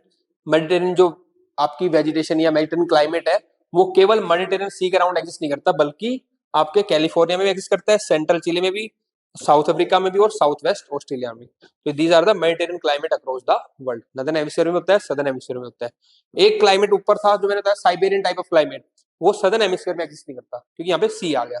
कहा था ना केवल नॉर्दर्न हेमिस्फीयर में करता है बस। उन्हीं से ऑब्जर्वेशन निकाल रहे हैं हम, जो हमने पढ़ा था ऊपर बस। Note the taiga has dense forest of coniferous such as pine, spruce, while trees are entirely absent in the tundra. Tundra में trees नहीं होंगे, टाइगा में coniferous होंगे, coniferous forest होंगे। अब हमारा जो लास्ट टॉपिक है वो है कंटेम्पररी टॉपिक्स। तीन सेक्शन थे हमारे, लोकल विंड्स कर लिया, सेकंड पे हमने क्या किया, वर्ल्ड क्लाइमेट किए, ठीक है। अब थर्ड हम जो टॉपिक करेंगे वो करेंगे कंटेम्पररी टॉपिक। इसमें भी दो तीन टॉपिक है। सबसे पहला टॉपिक है अर्बन हीट आइलैंड। बताना इसमें कुछ भी नहीं है, क्योंकि गर्म हो रहा है बस, वो किस किस कारण से शहर गर्म हो रहा है वो हमें देखना है। तो अर्बन हीट आइलैंड का मतलब क्या है? आइलैंड मतलब क्या होता है, अलग से बन जाता है, तो ये भी अलग से बन गया, किसका, हीट का बन गया। तो जो आसपास के रूरल एरिया है उससे कंपैरेटिवली अर्बन एरिया में 3 से 4 डिग्री टेम्परेचर बढ़ जाता है, कई बार 10 डिग्री बढ़ जाता है, जितना मतलब एक 2 से 4 डिग्री बढ़ता है टेम्परेचर कंपैरेटिवली, उसको क्या बोलते हैं, फिनोमेना को अर्बन हीट आइलैंड, कि एक हीट का आइलैंड बन गया वो, ठीक है ना, अर्बन एरिया, उसी का नाम दिया urban heat island. Urban areas and cities have more temperature than the rural place at the same, है सेम लैटिट्यूड पे, फिर भी उनमें ज्यादा है टेम्परेचर। रीजन आपको पता ही है, कंक्रीटाइजेशन हो रहा है, ऑटोमोबाइल बढ़ रहे हैं, है ना, एक्टिव कूलिंग हो रही है through the air condition and all, ये सब एरोसोल डिपॉजिट है, वो तो रीजन आपको पता है, सारे दिख देंगे, लेकिन बेसिक कॉन्सेप्ट यही है उसका। कंटेम्परेरी टॉपिक्स में मेरे को पढ़ाना है, आइडिया देना है आपको, इसमें बाकी रीडिंग आप लगा लोगे कितनी। This phenomena has been termed as urban heat island. Urban heat island may be defined as the local and temporary phenomena in which certain pockets within the city or entire city is experiencing higher heat load than the peripheral area which is associated with the concrete। अब ये चीजें होती है वहां पे, कॉन्क्रीटाइजेशन होता है, green green पेड़ काट देते हैं हम, तो सारा क्या होता है, हाँ कॉन्क्रीटाइजेशन हो जाता है, प्लस में एसफाल्ट की मान लो ब्लैक रोड्स होती है, वो क्या करती है, एब्जॉर्ब करती है हीट को, बिल्डिंग्स होती है हीट को एब्जॉर्ब करती है, उसके कारण फिर अगेन वो हीट हो जाएंगी, तो क्या करेंगी, लॉन्ग वेव रेडिएशन करेंगी, तो पूरा एक अर्बन हीट आइलैंड बन जाता है, टेम्परेचर ज्यादा होता है compare to the nearby rural areas. ये कह रहा है हीट को ट्रैप करेगी, consider high thermal conductivity and lack of evapotranspiration, क्योंकि पेड़ कट गए, इवेपोट्रांसपिरेशन भी नहीं होता। पेड़ का फायदा क्या होता है, एक तो इंसोलेशन, ठीक है, उसको एब्जॉर्ब छाया दे दी, उसके बाद इवेपोट्रांसपिरेशन भी करता है, ठीक है ना, पानी रिलीज होता है वहां से, तो ठंडक बनी रहती है। तो पेड़ कट गए तो क्या बन जाता है आपका, कंक्रीट होता है, उसको क्या बोलते हैं, एक तरीके से अर्बन जंगल ही बोलते हैं, अर्बन जंगल। मेन कॉजेज आपको पता ही, अर्बन एग्लोमरेशन बढ़ रहा है, रैपिड अर्बनाइजेशन हो रहा है, ट्रांसपोर्टेशन बढ़ रहा है, lack of tree cover, urban architecture इस तरीके का कि कैनन इफेक्ट देता है, एकदम से हवा गशिंग जाती है बड़े से, ठीक है। ये देखो ऐसे मान लो, ये दिखाना चाह रहा है टेम्परेचर की, गांव के एरिया में ये टेम्परेचर कम था, जैसे से हम शहर की तरफ जा रहे हैं, सब अर्बन में टेम्परेचर थोड़ा बढ़ा, कमर्शियल एरिया में और बढ़ गया, सिटी के अंदर टेम्परेचर कितना बढ़ गया, तो यहाँ पे अगर 3 डिग्री टेम्परेचर है, यहाँ पे मान लो 10 डिग्री, तो लगभग 6-7 डिग्री, मतलब कहने का टेम्परेचर बढ़ रहा है। यही शो कर रहा है कि कैसे टेम्परेचर बढ़ रहा है आपका, शहर से में जाते हैं हम जब, ठीक है ना, और जैसे ही गांव से शहर की तरफ जाएंगे, गांव से यहाँ भी रूरल एरिया है, यहाँ पे शहर है, तो कैसे टेम्परेचर बढ़ रहा है, लैटिट्यूड सेम है फिर भी, इसको बोलते हैं अर्बन हीट आइलैंड। कॉन्सिक्वेंस क्या होता है, वेंचुरी इफेक्ट होता है, एकदम से हवा राइज करती है तो बहुत बारिश हो जाती है फटाफट, तो इससे क्या होता है, फ्लैश फ्लडिंग आती है। फ्लैश फ्लडिंग क्या होती है, एकदम से जब बहुत फास्ट फ्लड आती है, और ऐसे एरिया में जहाँ पे मतलब कि फ्लैश नॉर्मली आती है, मतलब ड्राई एरिया है, एकदम से वहां पे बारिश आ गई, तो वो लोग प्रिपेयर नहीं होते, उसको बोलते हैं फ्लैश फ्लड। तो यहाँ भी अर्बन एरिया में भी जब विंड एकदम से राइज करती है तो क्लाउड्स बन के फटाफट बहुत तेज बारिश हो जाती है हमें, तो इसको बोलते हैं आपका फ्लैश फ्लड। तो कई शहरों में भी जैसे flash flood have been new normal in the Indian cities like Mumbai, Gurugram, New Delhi, which severely impact the life, transportation and property. तो फ्लैश फ्लड हो रहा है इसके कारण क्या, accumulation of particulate matter, pollutants भी इकट्ठे हो रहे हैं वहां पे उसके अंदर हीट आइलैंड के, ठीक है। क्योंकि क्या होता है, उस गर्मी को दूर करने के लिए जो हीट और ये हम और क्या करते हैं, एसी यूज करते हैं, फिर थर्मल पावर चलते हैं तो और पोल्यूटेंट रिलीज होते हैं, ठीक है ना। तो अर्बन हीट आइलैंड के कारण क्या हो रहा है आपका, और आपके पोल्यूटेंट्स इकट्ठे हो रहे हैं एयर के अंदर। उसके बाद आपका क्या हो रहा है, टेम्परेचर बढ़ रहा है, फॉरेस्ट फायर हो रही है इसके कारण, ह्यूमन इलनेस होती है, जब गर्मी ज्यादा होती है तो अनइजीनेस होता है उसके कारण, ठीक है। It leads to the formation of heat waves होती हैं which often cause human illness and fatalities like heat stroke and heat cramps। तो हीट वेव ही बढ़ रही है because of the urban heat island. Increase energy usage, और गर्मी होगी तो फिर और एसी का यूसेज होगा। And colonizing of ectotherm species like lizard and other pathogen, तो जो ऐसे स्पीसीज जिनको गर्मी अच्छी लगती है उनका फिर कोलोनाइजेशन होता है उस तरीके से, ठीक है। तो ये भी एक अलग एंगल डाल दिया आपने। तो ये भी सोचना है हमें ना, किस किस एरिया में हम सोच सकते हैं। अब इसको करना क्या चाहिए, कैसे हटाएंगे इसको, अर्बन हीट आइलैंड को कंट्रोल कैसे करेंगे। वो सारे मेजर आपको पता है भाई, रिन्यूएबल एनर्जी करो, ग्रीहा रेटिंग करो, इलेक्ट्रिक व्हीकल करो, वो सारे ठीक है। एक वर्ड मैं बताना चाहता हूँ आपको, मियावाकी। ये लास्ट टाइम मैंने एनवायरमेंट में करवाया था और क्वेश्चन आया भी था मियावाकी का, ठीक है ना। मियावाकी क्या है, एक जापानीज टेक्निक है फॉर द अर्बन फॉरेस्ट्री। तो अर्बन फॉरेस्ट्री को प्रमोट करना है। वहां पे ये क्वेश्चन आ गया था 2022 के अंदर ही, मियावाकी इज रिलेटेड टू। उस टाइम जब मैंने एनवायरमेंट की क्लास ली तो बताया था मियावाकी अर्बन फॉरेस्ट्री, क्यों न्यूज में था, तो न्यूज में रहती है तो एनवायरमेंट चीजें आती है। तो यहाँ भी वो यही कह रहा है कि forestry in line of Miyawaki. तो मियावाकी मॉडल जापान का है अर्बन फॉरेस्ट्री का, ठीक है। हालांकि उसमें अलग अलग चीज होता है, अलग अलग कैनोपी लेयर पे अलग अलग ट्रीज होते हैं, बहुत डेंस फॉरेस्ट होते हैं, वो सब मैं एनवायरमेंट में कराऊंगा मियावाकी टेक्निक पर पता होना चाहिए। अर्बन फॉरेस्ट्री को बोलते हैं मियावाकी, जापान से। ग्रीन बिल्डिंग्स मैंने बता दिया, ठीक है, ग्रीनर रूफ टॉप्स करो, ग्रीन बिल्डिंग कोड हो, उससे हमारा क्या रहेगा, आपका अर्बन हीट आइलैंड कंट्रोल में रहेगा। अब हमने अगला टॉपिक हमारा जो साइक्लोन्स है, ट्रॉपिकल साइक्लोन्स है, वो अरेबियन सी में अब रिसेंटली बढ़ रहे हैं, है ना। बिपरजॉय आया था, पहले भी एक ओखी भी था, वो था कहाँ पे, बे ऑफ बंगाल में, पर ईस्टर्ली ट्रेड विंड ने उसको पुश कर दिया कहाँ पे, अरेबियन सी के अंदर। तो अरेबियन सी में अब इंटेंसिटी बढ़ रही है ट्रॉपिकल साइक्लोन की, तो कंटेम्प्रेरी इवेंट हो गया, हमें पता होना चाहिए क्या दिक्कत है। तो मैं ऐसे टॉपिक्स को आपको करवा रहा हूँ जो आपके आ सकते हैं कंटेम्प्रेरी इवेंट से, क्लाइमेटोलॉजी से रिलेटेड। अर्बन इन हाईलैंड्स कभी भी आ सकता है, यूपीएससी पूछता है, स्टैटिक टॉपिक क्वेश्चन आया भी हुआ है ना। अगला है कि अरेबियन सी के अंदर साइक्लोन की इंटेंसिटी क्यों बढ़ रही है। दो तीन बेसिक रीजन है।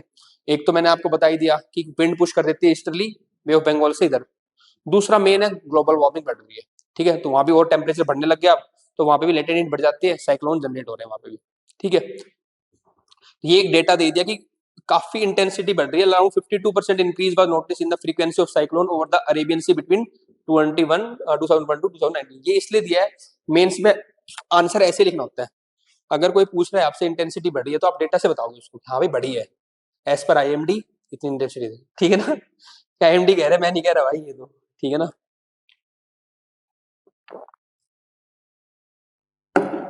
Indian meteorological department, IMD. ये अच्छा तरीका होता है, रादर देन कि आप डिफाइन कर रहे हो, 3 पैराग्राफ खराब कर रहे हो, आपने फैक्ट दे दिया एक, फिर आप उसको रीजन बताओ, हाँ सर ये रीजन है 1 2 3 4, वो मैं आपको बताऊंगा रीजन। फिर एनालिसिस कर दो उसका कि सर ठीक है, ट्रॉपिकल साइक्लोन बढ़ रहे हैं अरेबियन सी में, लेकिन इंडिया पे ज्यादा इंपैक्ट नहीं है उसका, क्योंकि वो साइक्लोन जो लैंडफॉल करते हैं, क्योंकि आपको अब लैंडफॉल वर्ड पता है कि जहां पे वो लैंड पे स्ट्राइक करता है कोस्टल एरिया में, उसको लैंडफॉल बोलते हैं।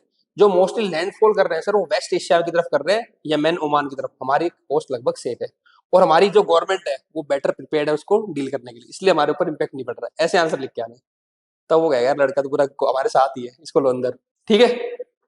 चलो, तो किसने मतलब ब्यूरोक्रेट्स का काम ही होता है, प्रॉब्लम बहुत गंभीर है सर, ये रीजन है ना।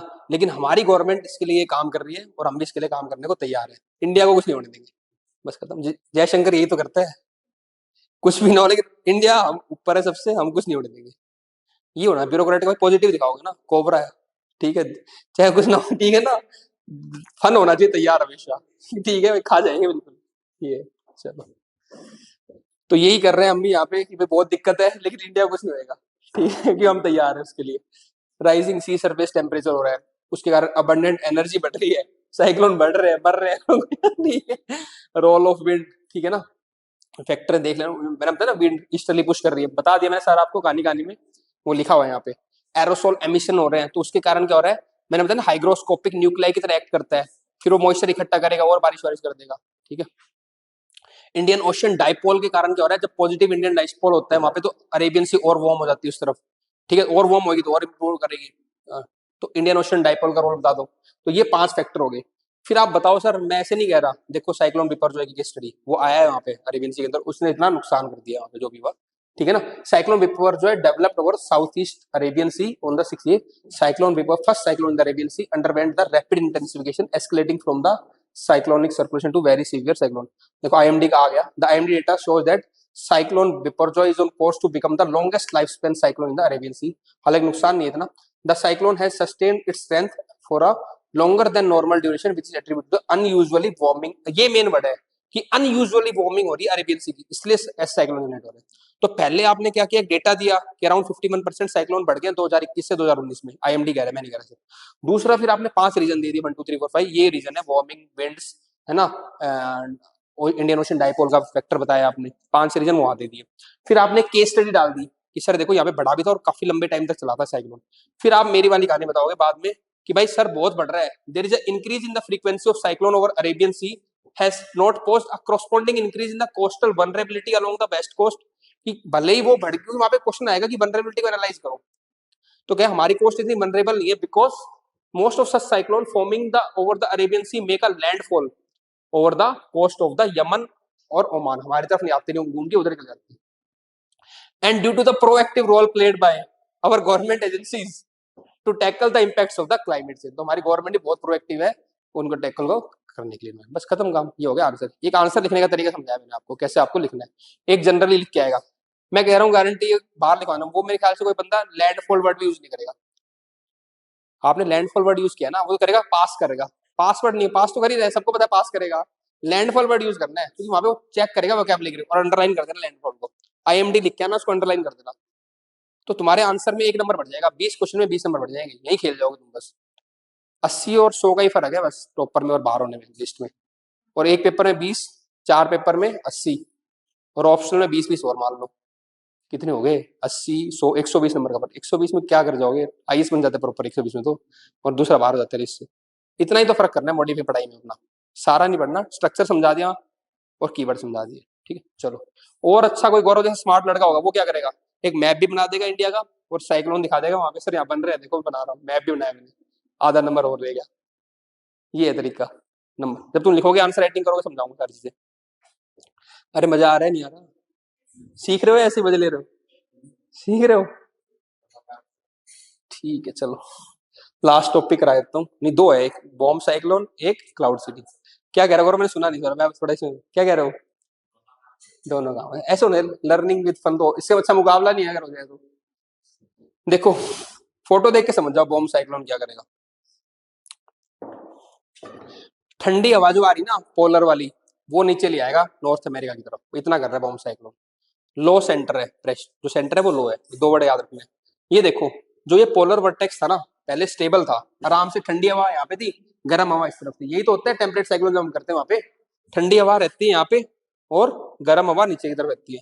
जब ये मियांडरिंग करता है ऐसे घूमता है, तो यहाँ पे क्या कर रहा है, कोल्ड एयर को ले आएगा, यहाँ तक आएगा ना कोल्ड एयर, तो इन एरिया में क्या होगा, कोल्ड एयर का इम्पैक्ट पड़ जाता है, तो फिर वहां पे वो ठंडी हवा है, स्नोफॉल हो जाती है, तो ऐसे इसको क्या बोलते हैं हम, बॉम्ब साइक्लोन। और एक कंडीशन और आएगी बताऊंगा, देख चलो, तो एक समझ में आ गया ना आपको सिस्टम क्या है। नॉर्मल था ये, बॉम्ब साइक्लोन में क्या होगा, कोल्ड वेव्स आएंगी, पहला वर्ड तो ये है, ठीक है। तो यहाँ पे क्या स्टेबल पोलर वोर्टेक्स है, ये क्या है वेवी पोलर वोर्टेक्स है। दूसरा क्या है स्ट्रॉन्ग जेट स्ट्रीम, ठीक है, यहाँ पे वीक हो गया जेट स्ट्रीम। ये कंडीशन है, पूछ भी लेता है कंट्रास्ट में, स्टेटमेंट भी आ सकता है कि बॉम्ब साइक्लोन के अंदर जेट स्ट्रीम कैसा रहेगा, वीक रहेगा, कैसा रहेगा, मियांडरिंग रहेगा, ठीक है ना। पोलर वोर्टेक्स कैसा है, वीक है, वेवी है, सॉरी पोलर वोर्टेक्स वेवी है, जेट स्ट्रीम वीक है, ये वर्ड याद रखना keyword.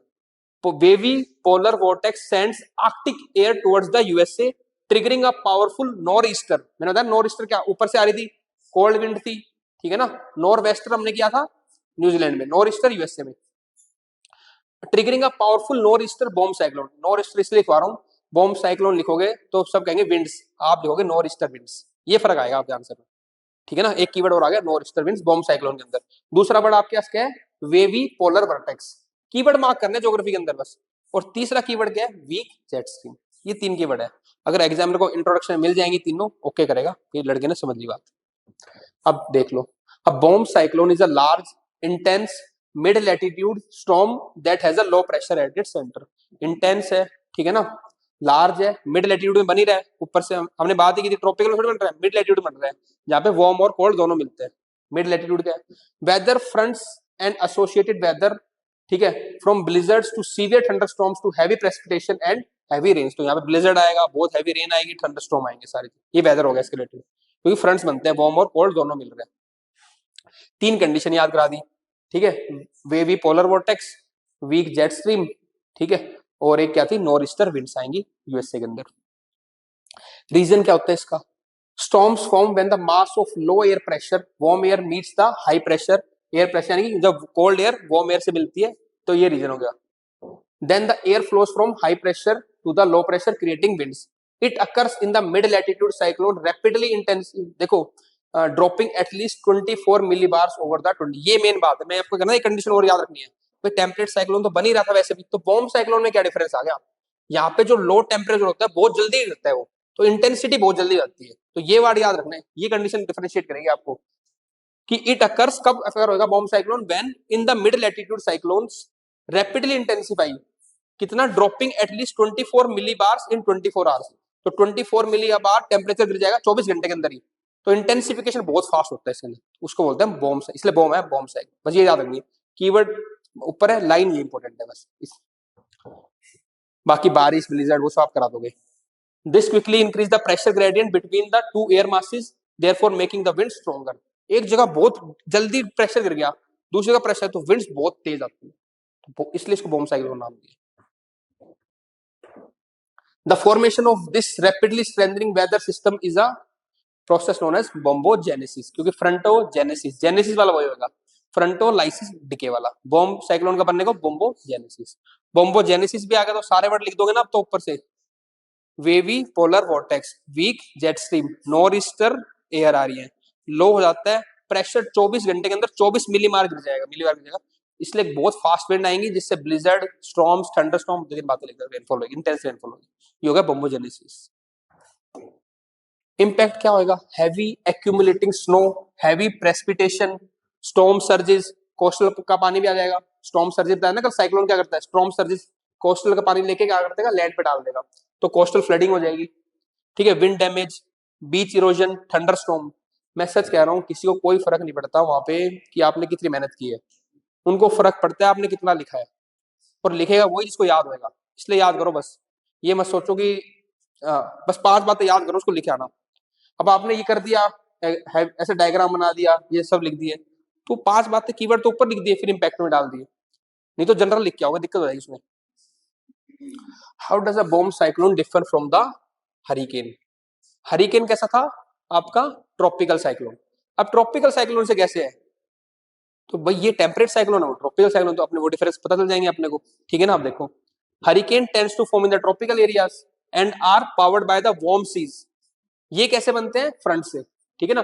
For this reason they are most common in the summer और early fall when the sea water is warmest. तो जो हरिकेन है वो ट्रॉपिकल एरिया है, तो समर में बनते हैं। अब बात करते हैं बॉम्ब साइक्लोन्स की। Bomb cyclone generally occur during the colder months because cyclones occur due to the cold and warm air meeting, ये इसके लिए बनते हैं। तो ये विंटर टाइम में होते हैं, वो समर टाइम में होते हैं। ड्यूरिंग द समर वो बनते हैं ट्रॉपिकल रीजन में, ये बनते हैं आपके मिड लैटिट्यूड में, ठीक है। During the summer there is a generally not much cold air across the atmosphere, this means a bomb cyclone is much less likely to occur, ठीक है। तो क्योंकि समर एरिया में क्या होता है, कोल्ड एयर होती नहीं है, तो उस टाइम बनता नहीं है। Hurricane form in the tropical waters while bomb cyclones form over the north western Atlantic, north western Pacific and sometimes in the Mediterranean sea. Last topic है आज का कंटेम्पररी के अंदर, क्लाउड सीडिंग, क्योंकि ये भी अभी न्यूज में था, क्लाउड सीडिंग हम भी ट्राई कर रहे थे, आईआईटी कानपुर कर रहे थे ना वहाँ पे, तो इसलिए क्लाउड सीडिंग कर लेते हैं। बॉम्बोजेनेसिस ठीक है, समझ में आ रहा है ना, ठीक है, चलो बढ़िया। मैं तो कह रहा हूँ पूछो अपने फ्रेंड से एक बार, तो मजा आएगा, तुम यार तो समझाना बॉम्बोजेनेसिस क्या है, तुम्हें मजा आएगा लाइफ में यार, क्या चल रहा है दुनिया में और हम क्या कर रहे हैं, ये बात है, फर्क होता है, डिफरेंस। कईयों ने सुना तो होगा, लेकिन वो इतना क्लैरिटी से समझा पाएगा, तो तुम 5 कीवर्ड बताओगे, इतना ही बताना है। इंटरव्यू के टाइम भी इतना ही बताना है, पर्सनल टेस्ट उसके 5 ही मिनट होंगे, मतलब 5 मिनट बहुत ज्यादा, मतलब एक क्वेश्चन के लिए बहुत लिमिटेड होते हैं। आपने प्रिसाइज बता दी तो किसी को भी अच्छा लगेगा। आप खुद देखो, जब मैं आपको या आप मुझे बताते हो प्रिसाइज वर्ड या आप मुझे कीवर्ड लिख के देते हो तो मुझे अच्छा लगता है, कॉपी चेक करने वाले को वैसे अच्छा लगेगा। और दूसरा क्या हो रहा है, डीप पूछ रहा है कॉन्सेप्ट, तो आपके कॉन्सेप्ट भी क्लियर है। अब बोम्बोजेनेसिस प्री में भी आ सकता है क्वेश्चन कि वीक स्ट्रॉन्ग जेट स्ट्रीम होगा, है ना, हाँ वे भी होगा आपको, तो स्ट्रॉन्ग का आप कर दो, गलत है कि वीक जेट स्ट्रीम होगा, ये बताना चाह रहा हूँ मैं आपको, इसलिए उन पे फोकस कर रहे हैं हम। आपको क्या मतलब क्या हो रहा है दुनिया में, कितनी रिपोर्ट आ रही, बोम्बोजेनिस पे कितनी रिपोर्ट आई थी, किसको क्या पढ़ना है, मैंने समराइज कर दिया, 5 पॉइंट निकाल दिए, इससे प्री भी हो जाएगा, मेंस भी हो जाएगा, पर्सनल टेस्ट भी हो जाएगा, ऐसे पढ़ाई करनी है आपको। इसलिए बहुत ज्यादा लगातार आर्टिकल नहीं करने होते, उनका क्रक्स पढ़ के खत्म करो। इसलिए वो करंट अफेयर वाली क्लास, इसलिए मैम पूरा पढ़ती है, महीना आपको बता देती है, तो वो फर्क होता है उस चीज का कि उन्होंने पेपर निकाला, उनको आइडिया है। हमारे पेपर निकला है तो सबको जो हमें प्रोसेस से गए हुए ना, तो आइडिया होता है कि कैसे क्या पढ़ना है और कैसे बच्चे को समझाना है। इसलिए सिविल सर्विस में आप देखो बहुत ज्यादा प्रोफेसर या बहुत एक्सपीरियंस टीचर कामयाब नहीं है, प्रोसेस से नहीं गए हुए उससे, प्रोसेस का बहुत फर्क है। ऑप्शनल में चल जाएगा उनका काम, जीएस का लगे में पूरा।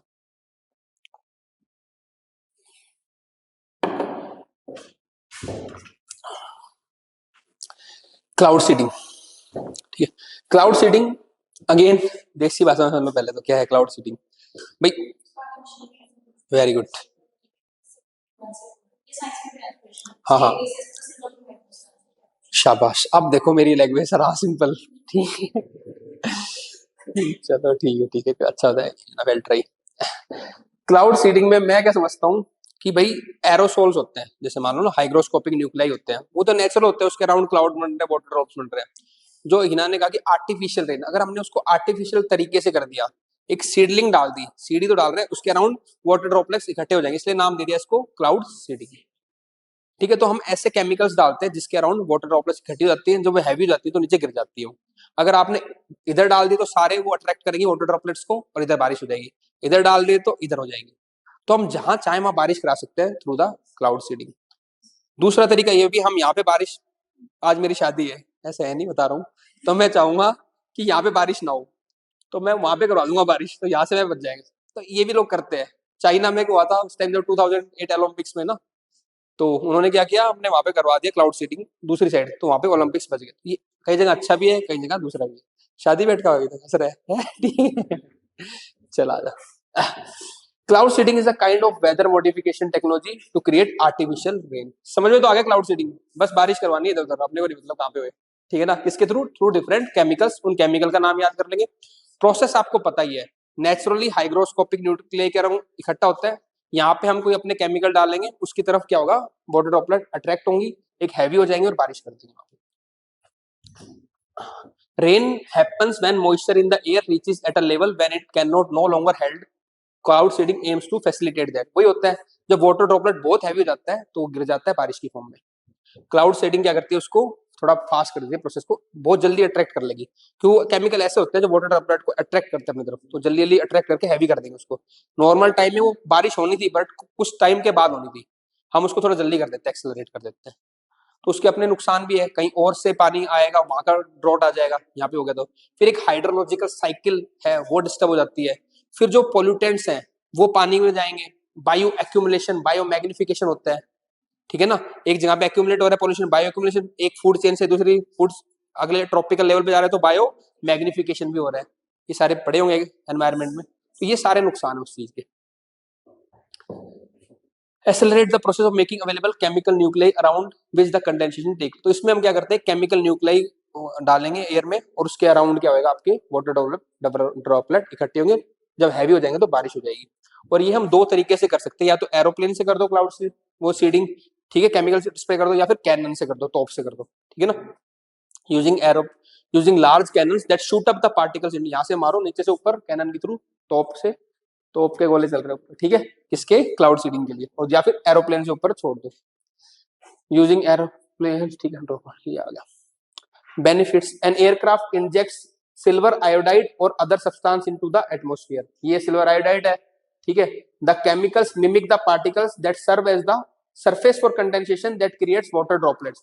तो ये क्या करेंगे, जो आपके केमिकल है ये पार्टिकल की तरह काम करेंगे, और इनके सरफेस के ऊपर क्या होगी, वाटर ड्रॉपलेट इकट्ठी हो जाएंगी, ठीक है, जैसे हैवी होंगी तो बारिश हो जाएगी, बस ये। Once the condensation creates water droplets that are large enough, जब बड़ी जाती है, द रेनफॉल विल फॉल। तो एक प्लेटफॉर्म प्रोवाइड करा देते हैं केमिकल्स पानी को इकट्ठा होने की। अब फायदा क्या है, जहां ड्रॉट आ रहा है वहां ड्रॉट मैनेजमेंट हो जाएगा। क्लियर, एयरपोर्ट के आसपास फॉग्स को क्लियर करा देते हैं, एक तरफ इकट्ठा कर लेंगे सारा, ठीक है।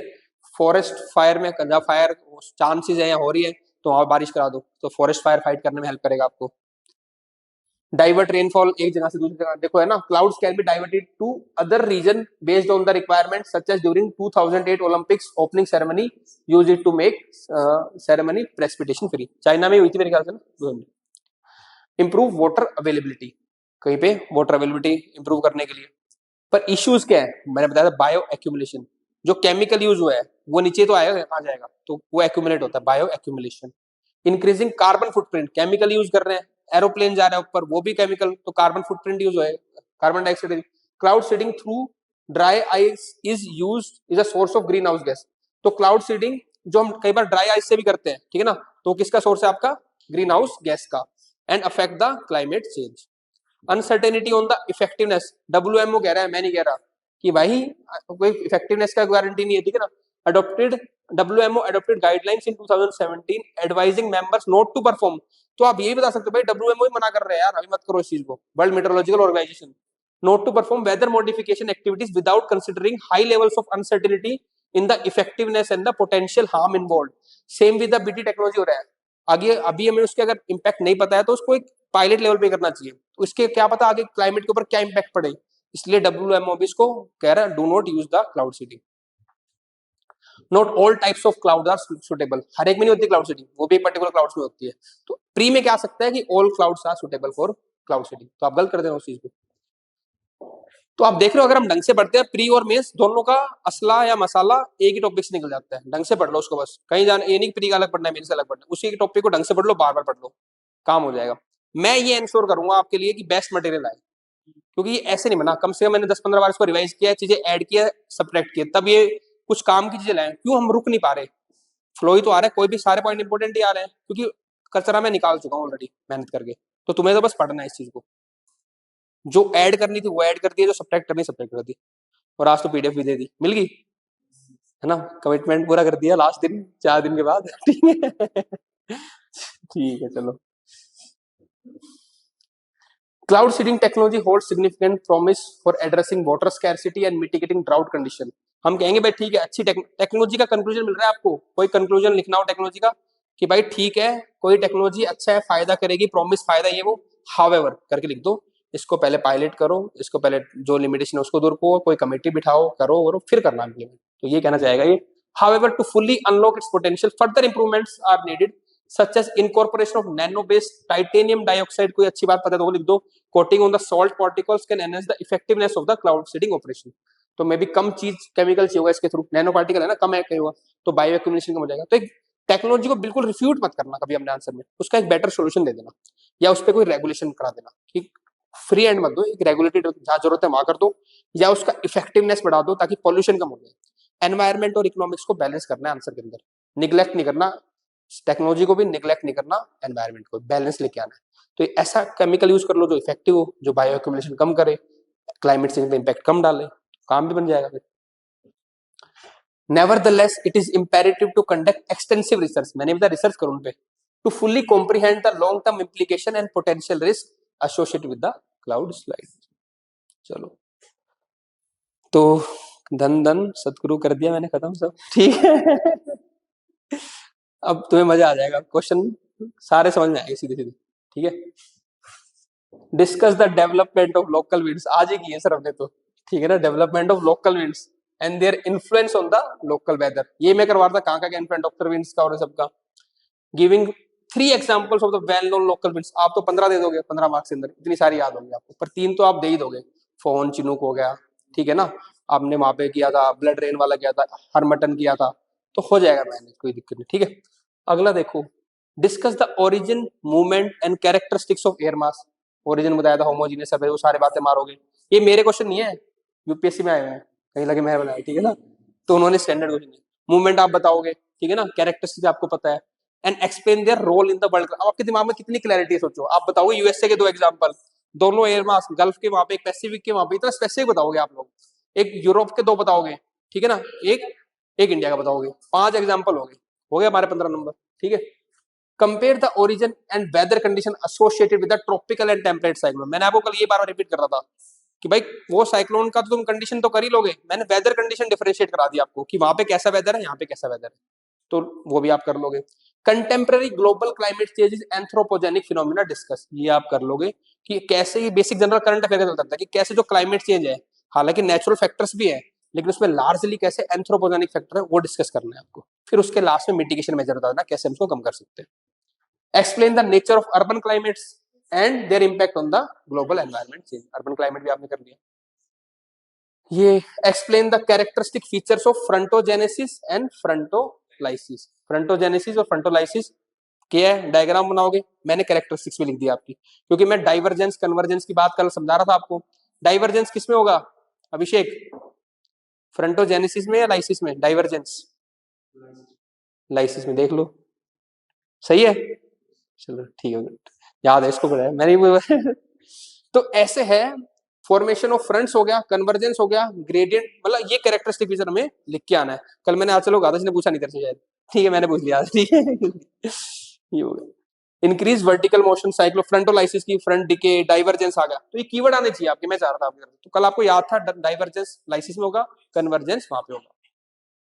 गौरव मिस मत किया अगर यार, मेरे को बड़ा दुख होता है जब बच्चा क्लास मिस करता है कोई, खासकर जो सीरियस है पढ़ाई, बर्थडे हर साल आएगा बर्थडे, तो यार बर्थडे इतना इंपॉर्टेंट थोड़ी लाइफ में यार, और 2 घंटे क्लास करके बर्थडे रात को बना लेता, और दिन में कौन बर्थडे बनाता है 4 से 6 यार, कमाल हो गया। साइक्लोसिस, अरे आ जाओ कोई नहीं, प्री पे आ जाओ। With reference to the earth atmosphere which of the one statement is correct, ठीक है अब प्री के देख लेना। मैं एक चीज दिखाना चाह रहा था आपको, कैसे कंसिडर द फॉलोइंग स्टेटमेंट, ये सब हो जाएंगे सॉल्व, कोई दिक्कत नहीं आएगी आपको।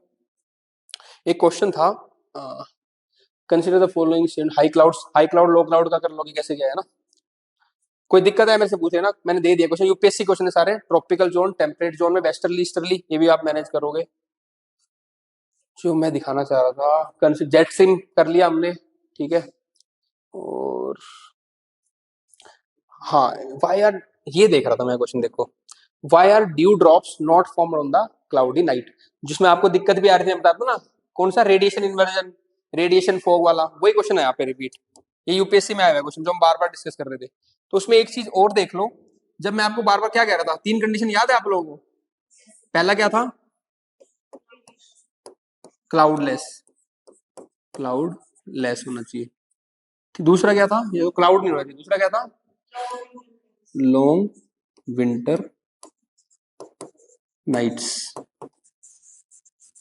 ठीक है, और भी कंडीशन थी कोई, स्टेबल, वर्टिकल जो विंड है वो कम होना चाहिए, स्टेबल विंड होनी चाहिए, ठीक है ना, वर्टिकल विंड्स कम होनी चाहिए, तो स्टेबल जो मतलब यूनिफॉर्म विंड्स होनी चाहिए, मतलब यहाँ पे ना यूनिफॉर्म, ये जो विंड्स है वर्टिकल विंड्स है ये कम होनी चाहिए। तो ये 3 कंडीशन थी, अब यही पूछ लिया इसने, पहली कंडीशन से क्वेश्चन पूछ लिया कि why are the dew drops not formed on the cloudy night, क्योंकि जब यहाँ पे टेम्परेचर इन्वर्जन होगा तभी फॉग बनेगी, तभी ड्यू बनेगा, तो वो फॉग की जगह ड्यू डाल दिया, तो क्लाउडलेस नाइट पे क्या होएगा ये बताओ आप मेरे को। अगर यहाँ पे क्लाउडलेस नाइट होगी, क्लाउड हो गए, ठीक है ना, तो यहाँ पे क्या होता है, अगर क्लाउड हो गए तो ये जो लॉन्ग वेव रेडिएशन है इसको ये रिफ्लेक्ट कर देगा और यहाँ पे वापस वार्म हो जाएगा, तो वार्म हो गया तो फिर टेम्परेचर इन्वर्जन नहीं होएगा। तो इसका आंसर क्या आएगा, why are dew drops not formed in the cloudy night, पूछा हुआ है कि क्लाउडी नाइट में क्यों नहीं बनते, तो क्लाउडी नाइट में जो लॉन्ग वेव रेडिएशन है वो रिफ्लेक्ट कर देता है क्लाउड, ये इसका आंसर था, clouds reflect back the earth radiation. तो कॉन्सेप्ट हमने वही पढ़ा था, आंसर ऐसे आएगा एप्लीकेशन में, किसी एक कंडीशन उठा लेगा वो, ठीक है ना, उससे आपको बनाएगा, पर आपको सारी चीजें पता है तो आप उसे कर लोगे, ठीक है। आरएस में ये मेरा पर्पस था, क्लाइमेटोलॉजी खत्म, ठीक है, then will next start with the oceanography. Thank you.